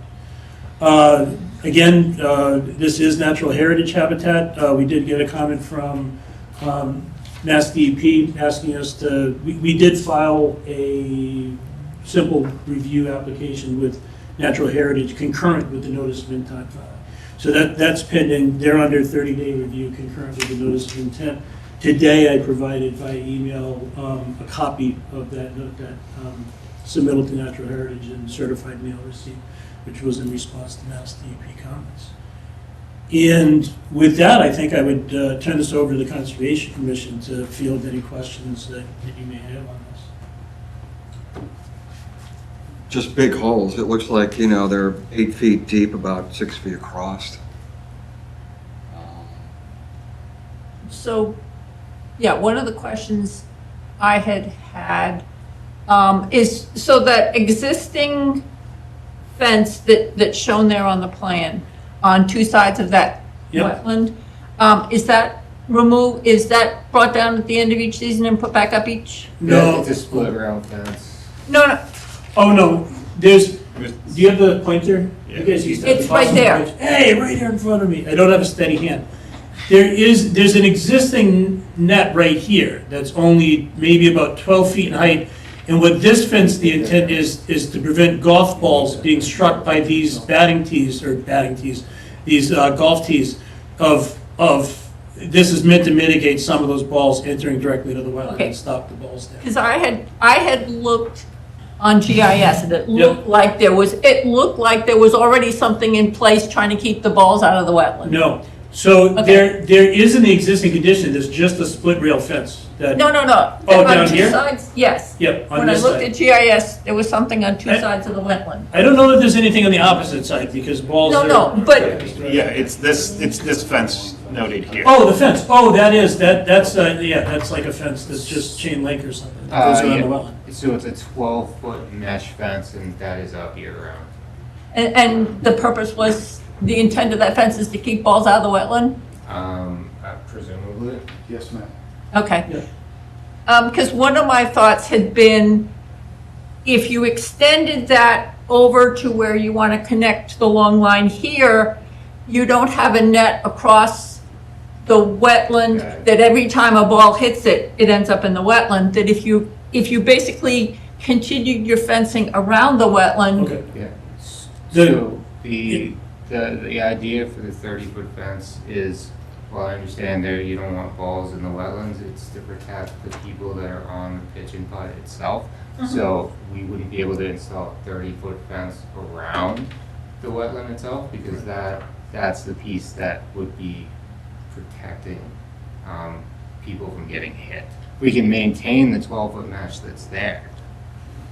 So you're saying that if you had, Instead of taking the fence across the wetland, Margaret, as I understand it, you're No. saying take the fence out and around the is, wetland. And then go across to the edge of the wetland, then go around the wetland, and then the only thing I'm thinking is instead of the stretch going across the wetland, instead of having a short stretch across the wetland, have it going around the Understood. wetland, so that you don't have that any balls that are deflected aren't going in the wetland.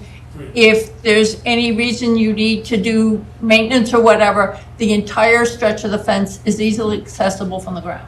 Is accessible, or more easily accessible. So what I would say is that would preclude, anywhere from 12 to 18 of these tee boxes, because you wouldn't be able to. Oh, because you wouldn't be able to hit over. Yeah, that's what I was. Oh, okay. That's So what I we was pointing to. can certainly maintain that 12-foot mesh that's there, but we need the 30-foot kind of running parallel to the entirety of the driving range. Okay, so you, If the Okay. 30-foot fence were to come down and go around, it would not only increase the length of the distance of the 30-foot feet, but, I mean, all of these tee boxes would be rendered useless because these are tee boxes that drive. they couldn't around. hit, most people wouldn't be hitting it that high.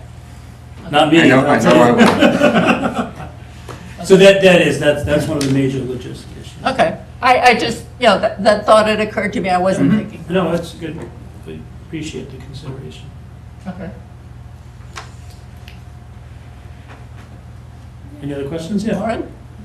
It might not even be really conservation, but is there anything in place if like an antlered deer walks into the net and gets stuck? Or a bird flies Or a into it. bird? Yeah. Looking at things online, they look big enough for birds, but like a bird of prey, I don't know, but like, yeah, what do you do? Yeah, I've actually studied bird and bird mortality for a long time. I used to, my background's ornithology. So birds, there's a method of catching birds called mist netting. Mist netting is a very fine mesh net. The width of this netting is really wide enough for any of the passerines. Any of the raptors that would be out there, this is a highly visible net as well. Mist nets or anything that birds are prone to flying into are barely visible. That's why it's called a mist net. It sort of floats there. Birds will see this. It's gonna be highly visible, and I don't know. And these are commonplace at other golf courses throughout, and I'm not privy to any issues with either antler entanglement from white-tailed deer or bird mortality associated with golf safety nets. Well, I only ask because like foxes have gotten stuck in soccer nets. Sure. So, Yeah. Oh, that's a fair question. Absolutely. Yeah. No, it is a fair question. Mhm. Yep. No, that's valid. Thank you. Would the commission like to do a site visit?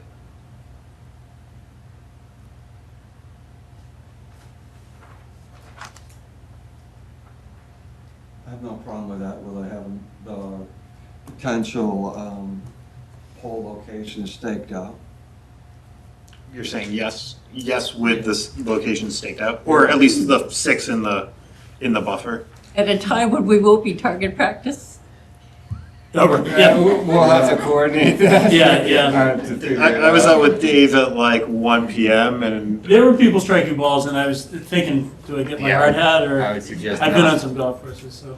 I would suggest not the weekend. yeah. Okay. But earlier, my thought was earlier in the morning. But if the commission is amenable, if we get, if the locations of, the approximate locations, to be staked out, if there are no other comments from the comments from the commission, I have a couple just kind of from our site visit. Yeah. I didn't know, and again, kind of it's the backside of the project area, being the pigeon Yep. pod. If some of the removed post and rail fence could be used to delineate the actual kind of extent of the BVW around the intermittent stream, it's something to consider. Some form of memorialization so that there is the Some buffer? The wetland resource is Or protected. lack of maintenance. Yeah. Yeah. No, lack of, lack Well, of you're mowing. yes, you're trying to, yes. Allow it to naturalize? Yes. I mean, and with kind of the understand, again, because, there is, these two tee boxes, to this green area, that, are, within the resource area, they're constructed on posts and, it's all fine.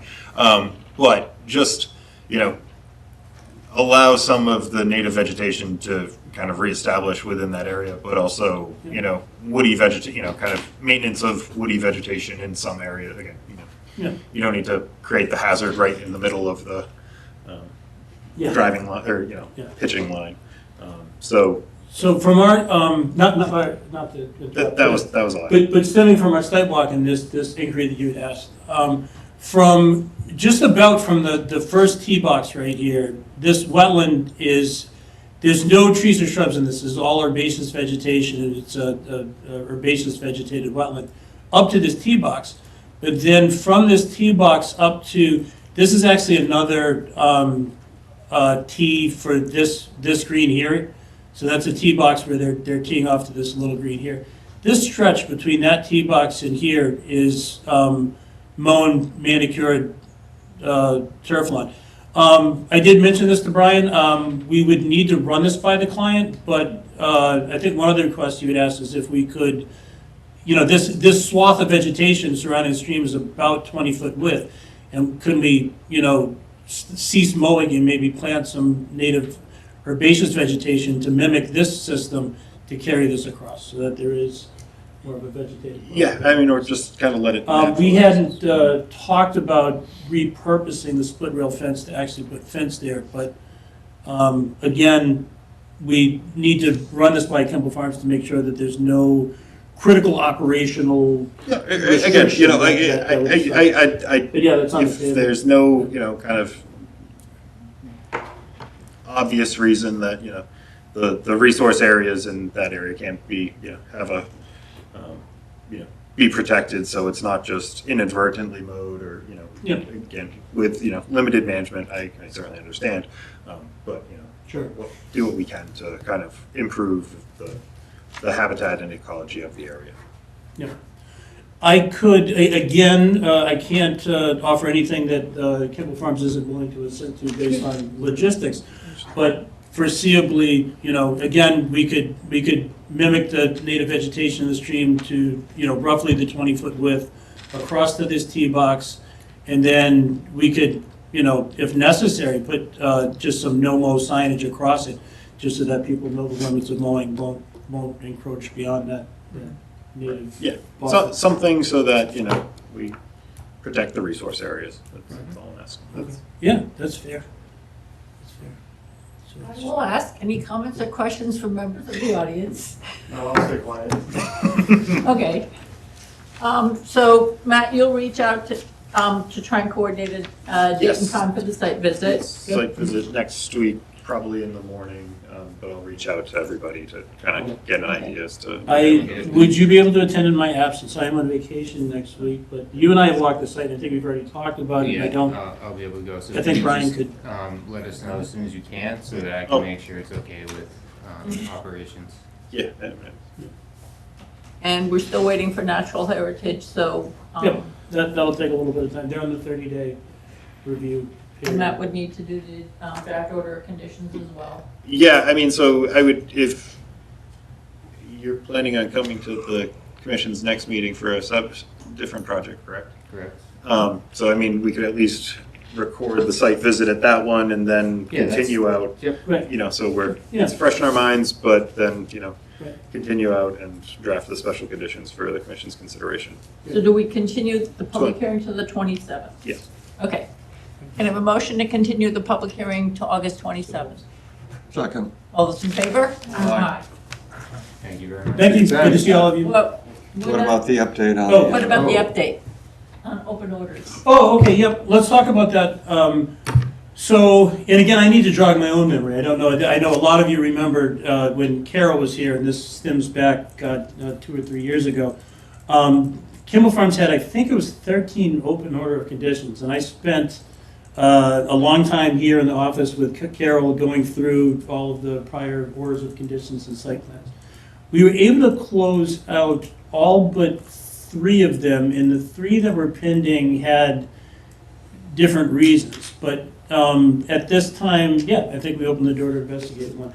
I know that one of them had to do with, there was a rain garden proposed outside of where the arcade tent was. Yep. And with the recent permit for the, there was a different stormwater proposed in that same location for a deep sump catch basin. What it was at the time, the rain garden had never been constructed. But the rain garden, if you look at the current approved plan, there's a deep sump catch basin in the same in-kind footprint where that rain garden would have been on the prior permit. So we can look to reconcile that. The other 2, one was, and I can talk to Kimball's too to see if some corrective action needs to be taken. There was the parking lot around where the batting cage is and the zip line. I think there was some stormwater infrastructure that was being constructed at that time, but it was never complete. When I was out there recently, it looks like they may have finished that since we looked at that a couple of years ago. So we'll look at that. In fact, well, I'm not going to be there next week if you guys do the site walk. What I was going to offer to do was printing copies of the orders of conditions and the site plans for the outstanding order of conditions. And again, Brian, I can provide them to you, and I can go over them with you of what was outstanding at that time, and start picking away at those. Right? Well, I mean, and this was, a condition in the most recent arcade order of conditions to, finish up, closing them out. And so just, again, you're back before the property owner's back before the commission, seeking to do more stuff. Like, let's make sure we're finishing up the things we need to finish before we're starting new things. Right. Agreed, Eric. Yep. And no, I echo that sentiment. And again, I had worked so tirelessly at that time. At the time, my point of contact at Kemble Farms was a guy named Ed Dumont. I don't know. And that was there. Ed's no longer there, and I think that a lot of the eidetic memory of what we had talked about and what was tasked sort of left with Ed. So at this point, now it is a good time to go back to those few outstanding orders of conditions and talk to Kimball Farms and Brian, as I think 1 or 2 of them had to do with stormwater. There was one detention basin that was, I looked at the plan, it had a blueberry replanting plan, which didn't make sense to me because I didn't think the blueberries would fare well in the basin. And then there was a stone groin that was missing, and we were trying to figure out whether or not that stone groin was critical or not. So I think So we'll go over the short of it is Yeah. we need to get a little bit more organized on that. Yeah. And we'll do so. Before the next hearing, why don't I take the time to work with Brian to just go over the few site plans that were outstanding and what the issues were, so that as of the next hearing, we should be able to provide, okay. clarity. Okay, thank you. Outstanding. Okay. Thank you, guys. Thank you. Moving on to our 8:20 p.m. agenda item, it's a certificate of compliance request for Max Management LLC, 8 D Donato Drive. This, the commission may recall, was the sole order of conditions that was issued for the construction and development of D Donato Drive, just west of Russell's Way. The plan called for, there's a bordering vegetated wetland affecting the property. There's also actually there's a couple of bordering vegetated wetlands, but also the extent of a vernal pool. So we had a 100-foot, no disturb buffer to the vernal pool, but also, the house was proposed and constructed in accordance with the setbacks of the wetland bylaw. And as noted in the engineer's letter, the dwelling was a little bit wider and kind of flipped orientation, but everything was within was consistent with the commission's setbacks and the rules and regulations. And a plan of record was provided. The no disturb signs are up. The erosion controls have been removed. If there are no questions by the commission, I would recommend issuing a certificate of compliance for this file. Any questions? Can I have a motion to issue a? So moved. Second. Noel's hand went up, but I thought there was a question coming. Okay. Okay. All those in favor? Aye.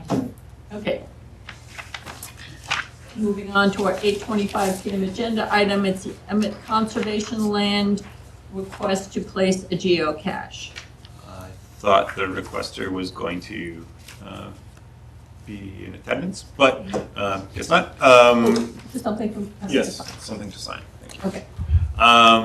The resident requested to place a geocache approximately in the location shown on the map I prepared, as shown in the orange location. He's provided the latitude and longitude. He's the requester kind of, I think, conscientiously is locating it in such a location as to not, have any bushwhacking or fern stomping, as he put it. I certainly, they provided photos and an exact location of where it is. In the event I get phone calls from somebody who stumbles across this and doesn't know this dirty metal container located where it is, that they're surprised by. If amenable with the commission, I think this request is certainly consistent with previous geocache requests to be located on town land. I'll make a motion to approve the request. Second? All those in favor? Aye. Okay. Moving on to our 8:30 PM agenda item, it's a certificate of compliance request from Franklin, 69 Broad Street. The property owner of 6769 Broadway Street had reached out regarding obtaining a certificate of compliance for this order of conditions from 2018, I think, 2017, 2018, yeah, beginning of 2018. That was for the construction of a riprap berm, kind of as a stormwater management feature on the site. I think previous to this, it there wasn't much on the site. They've provided photos of the existing berm. I stopped out today and confirmed that most of the area, and I scroll to the colored plan, most of the berm was to be located at the extent in proximity to the Stony Brook, the 100-year, the 1% annual flood risk, and as seen in the photos, there's very fresh rock that has been applied as at the edge of the parking extent. In reviewing the order of conditions, the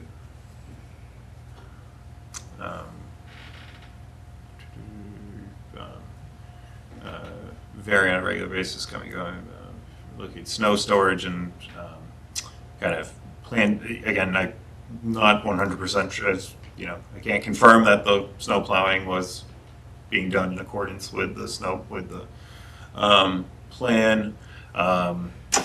Special condition 35 does note, after the riprap berm is improved, the owner shall submit photographs to the commission and request an inspection by an agent of the commission. The property owner said that Carol went out when this was originally done in 2018. I was unable to find the project file or find any correspondence from Carol in her emails. Neither was the property owner, so couldn't really confirm that. The commission, the second sentence of this special condition, The commission may require as-built plan locating the riprap berm and associated wetland resource areas if determined they are necessary to confirm the work is done in compliance with the approved plans, and additional information is necessary from the commission, necessary to aid the commission's evaluation of the project before issuance of a certificate of compliance for work for this order, under this order. Considering that the plan of record was, again, kind of annotated off of a plan that was prepared in 77, I'll be generous, 79. Having an updated plan of what's, additionally, I also observed some storage of some stuff in this vegetated area, kind of. Again, I did the site visit this afternoon. Vegetated area or supposed to be vegetated area? The plan calls for vegetation, not, Yeah. loose gravel and storage, or most of the understory appears to have been removed. Again, that's just a question that I had and was hoping the property owner would be in attendance tonight to ask and kind of inquire about. In terms of the last special condition in the order, is the commission going to require an as-built plan locating the riprap berm and wetland resource areas? What are commissioners' thoughts about getting an actual as-built for this,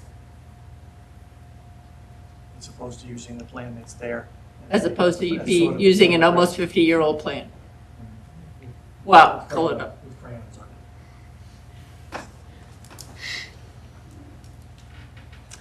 Again, at this time, I would not recommend issuing the certificate of compliance, as I have, again, that area of concern kind of to the far southeasterly corner of the property, was So supposed this to. was the plan of record when the order was issued? Yes. Okay. And so again, it's calling this vegetation. There still is kind of canopy of vegetation, but there's no understory.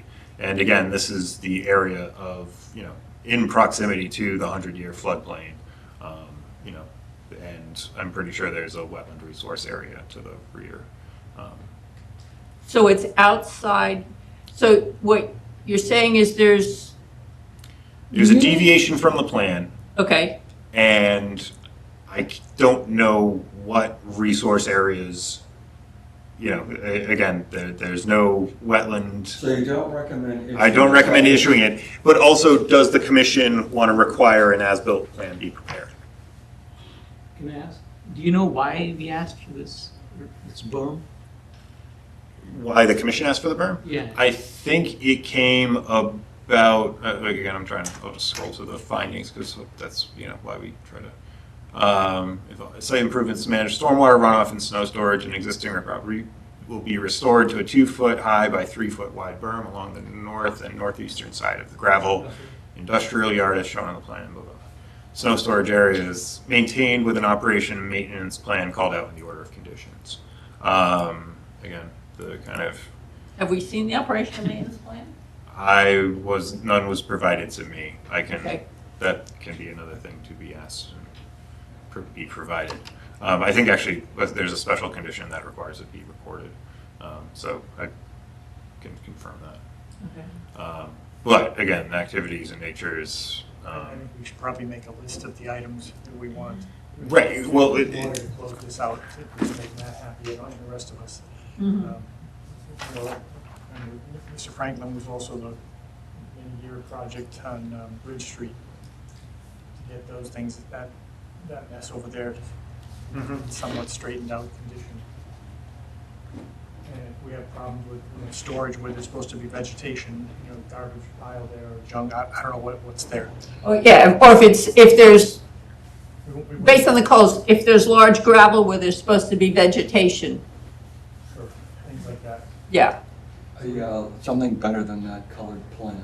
Right, we should probably make a list of the specific items. Right, so the O and M, plan, That would be on the list.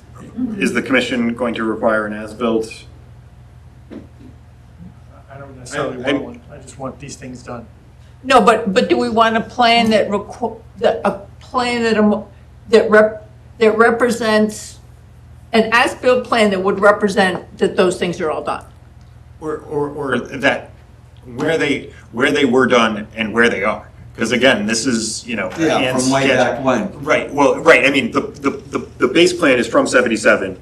The coloring was, it was done, for the filing that I would imagine Carol was requiring him to do because of something that came up.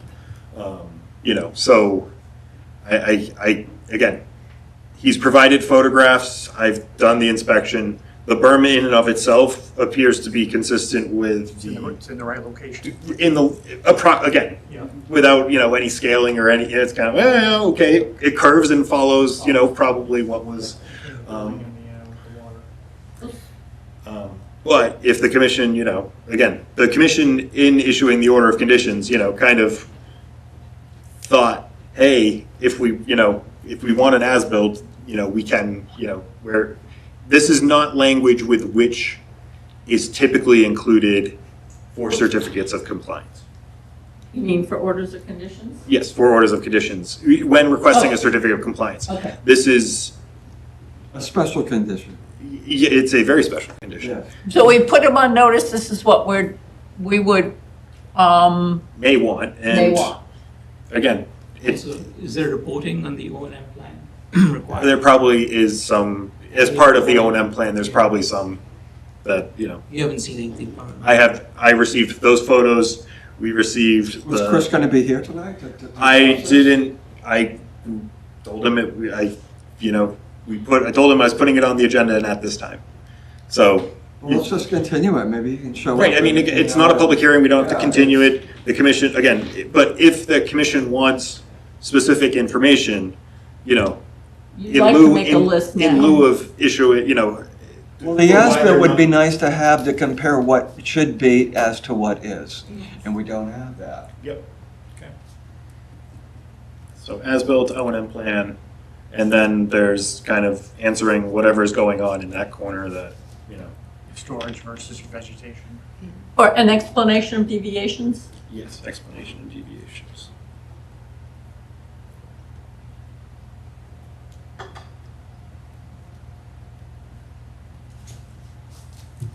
That's the scrap metal dealer, right? Yeah.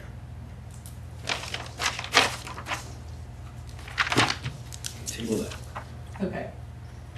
So we are not going to issue it, and you have a checklist of the things we would want to see before issuing a certificate of compliance. Yes. Okay, moving on to our other 8:30 PM agenda item is approve and accept conservation restrictions, the first for Spalding Hill Estates. This item was continued, or was carried from the commission's last meeting. I know the conservation restriction plan was something of note that was now provided. It's not, once recorded, it gets included. The references then gets added to Exhibit B. On this map here, Yes. there's a couple of right-of-ways, trail easements, access easements, things like that, between two, when they occur between two property lines. That's like the classic case of somebody's going to cut the lawn, disappear, and the trail disappears. So in this instance, kind of between lot 21 and 22, it's the emergency access road. Okay, good. That continues out to St. I Augustine. remember there was one other in the property somewhere. I don't see it, maybe it's a different picture. Or is it where we came in from? Yeah, so Because you and I the did the access- site I walk. thought there were two of them. I mean, it goes on to parcel B, but parcel B is the common land of the drainage That's fine. basin. No one's going to clear that. Yeah, no one But- wants to claim that. Well, is it, so it was, it was St., did we Did we walk in off of St. James? Yes, which was the emergency access, and that's onto the common land. And then it, loops around onto the open space parcel. And so parcels E and B, as part of the covenant of restriction of covenants that were recorded with the planning board Probably Wendell's I was subdivision. thinking of. It could be, yeah. And so that's, again, they're showing the approximate locations of the kind of intermediary conservation posts or conservation signs or open space signs, in addition to the bounds to be set. Although they may have been set, again, this plan was prepared a little while ago. So we required to maintain the trail? No. Okay. No, the commission in the town has no requirement. The commission's obligation is to uphold the conservation restriction as drafted and prepared in here. And again, the language has been reviewed and approved by the state. Town council has reviewed it as well as part of the planning board subdivision process, or subsequent to. On parcel D, I think it is, or parcel, one of the parcels, the trail goes through a wooded area. So if trees are falling down across the trail, is it the homeowners association or the conservation trust? It's not the conservation trust. It's the Okay. homeowners association. I think there are provisions for. Oops, sorry, I'm trying to go back. Trails. Okay. Hey, beautiful. Thank you, state.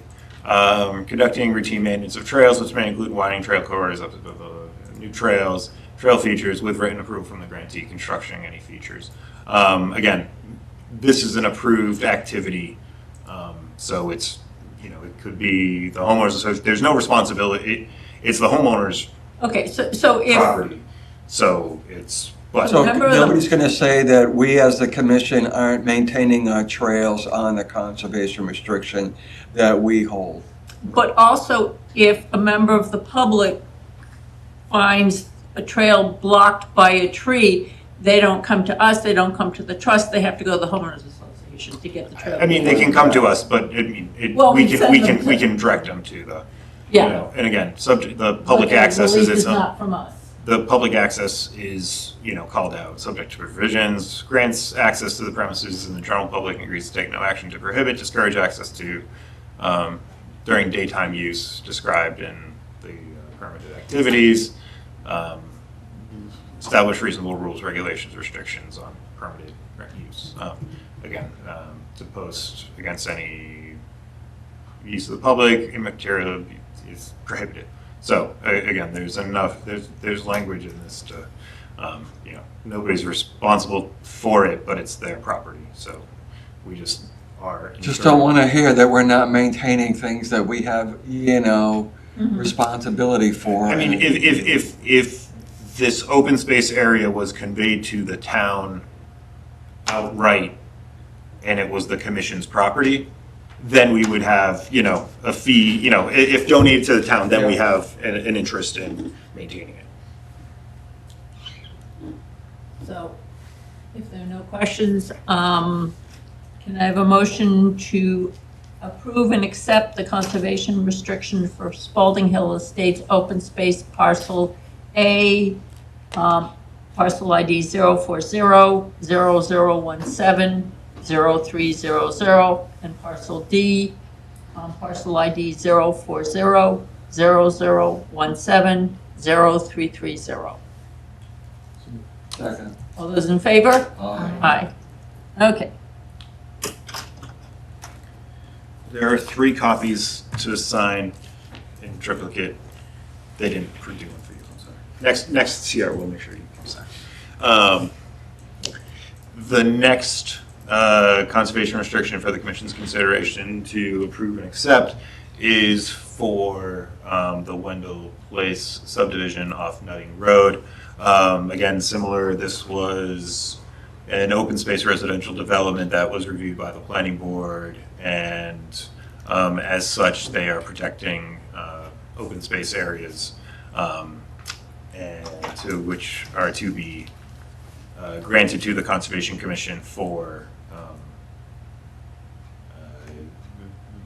its perpetual protection in its open and natural state. This one is a little bit different in so much as when the state was reviewing it. Let me just turn this so everybody's looking at. This one has two access. Yep. And so. One right there. Yep. I mean, on a positive note, they do have bounds at both points of the street, and so we can identify. That's what these stone bound. It's probably stone bound. Yeah. So we can. There is a identifiable. When it disappears, we can go looking and find where it's supposed to be. Yeah. Additionally, with this, as kind of, you can't do. Sorry. There is an open space parcel A that is identified in the conservation restriction as a special use area. This area was set aside during the planning board subdivision application review as a parcel to be that could potentially be used for a ball field or something, a passive recreational use, a ball field, a community garden, something like that. Yeah, frisbee golf. To be determined by said homeowners association, due to, again, the state's attorney, the state CR reviewer, in discussing with the developer's attorney and myself. Again, we kind of came up with the language that was included in the special use. The special use area, for the special use area, again, it's identified as, in the conservation restriction, it is protected. It's, there are limits on what it can be done. But again, it's certainly a little bit not of the norm.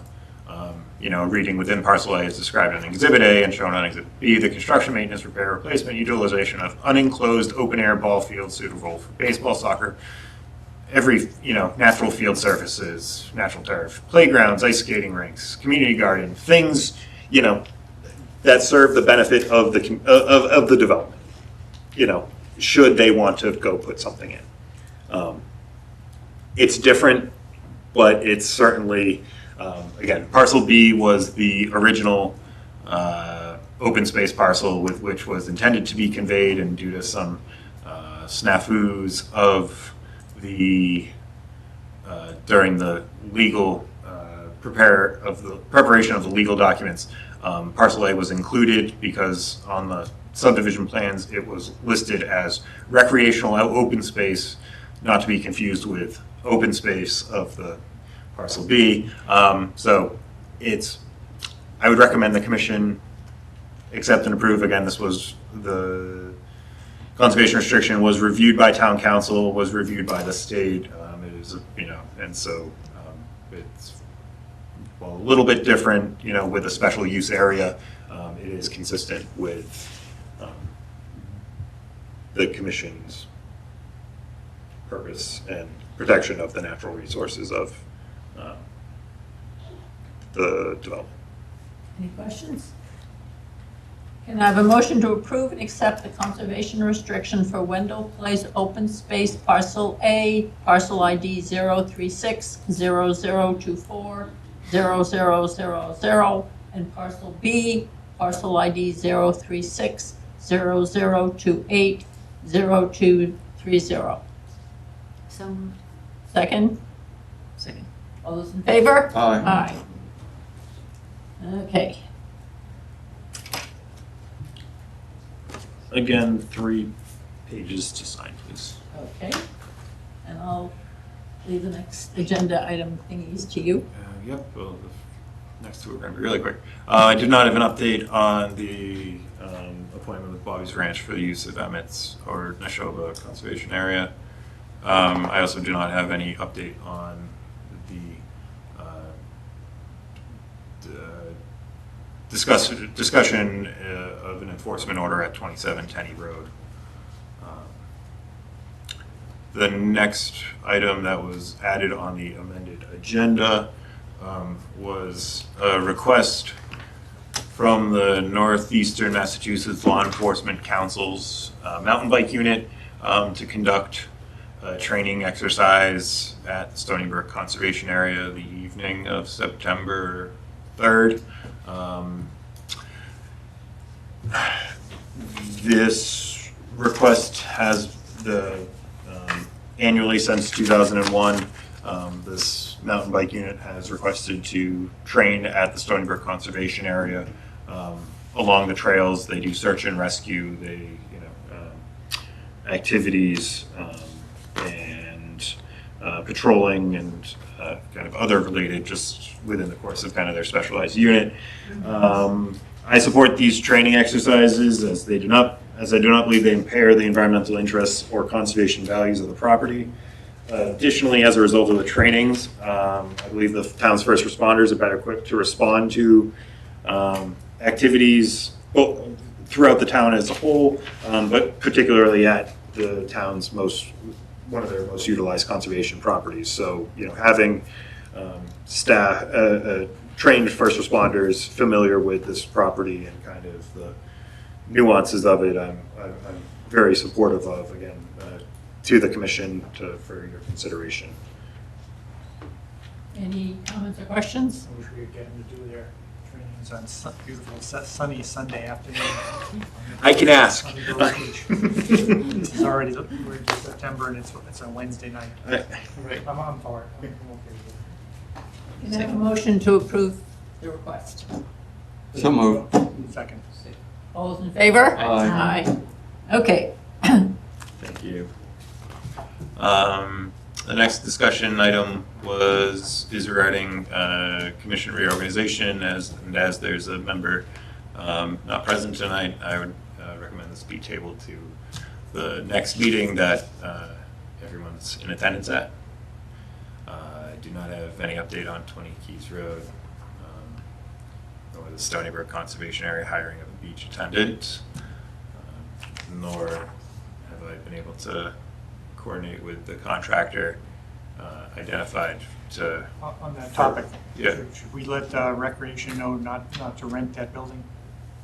If the chimney is disconnected from the I don't think it's... structure of the building. I think the chimney in and of itself is kind of now just a self-contained... I mean, the previous building commissioner, I can certainly ask the building commissioner to go up, take a look, and see if it's... If he wants us to put a notice on the chimney, do not use. Well, and do not light a fire? Right, don't use the fireplace. That would be one choice. Another would be don't use the building.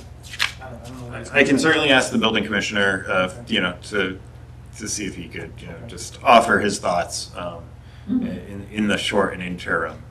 Again, but the easiest part, to Jim's point, is just be like, I don't know how many people are lighting fires in there, but, that's an easy enough sign to put up and just, say, please don't use. Unsafe, don't use it. Right. I mean, more often than not, people are using, when that area is being rented, they're having campfires outside, in the fire pit. So I don't know too many people.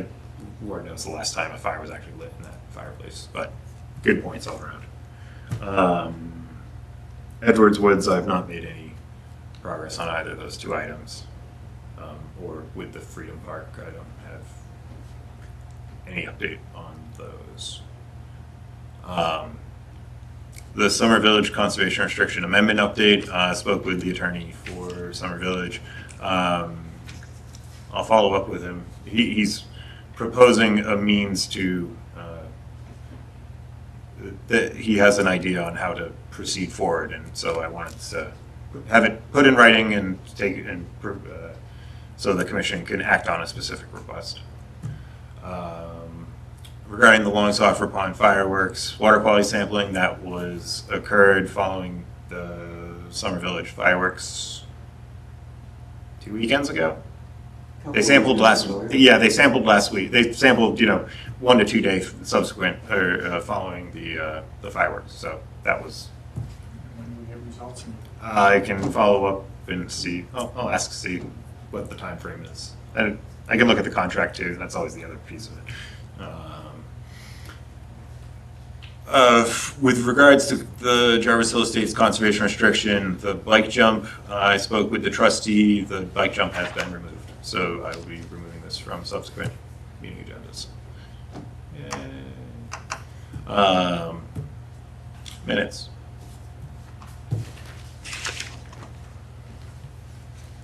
Okay. Yeah, I had no changes either. Any changes to any of the minutes? Or to the minutes? Can I have a motion to approve the meeting minutes for the July 9th, 2025 meeting? Okay. So, I'll second it. all those in favor? Aye. What? Actually, no, never mind. Sorry. This one looks like maybe it was extraneous here, because it comes down below. Edward with the country, East Boston Camps repairs using donation from Friends of BBC. Edward with the conservation. Yeah, that's a, Just delete that. yeah. Okay. So can I have a motion to approve the minutes for July 9th, 2025 as amended? So moved. Second. All those in favor? Aye. Any abstentions? Which would be Noel and Lauren? No, Yeah, so you'd abstain from voting. Approving the minutes. Okay. Yeah, that if you weren't here for a hearing or something like that, and the way you not vote is to abstain as opposed to voting no. As opposed to not voting. Oh, yeah. Andrea has me, not Andrea, Angela has me well trained. No. Okay, so,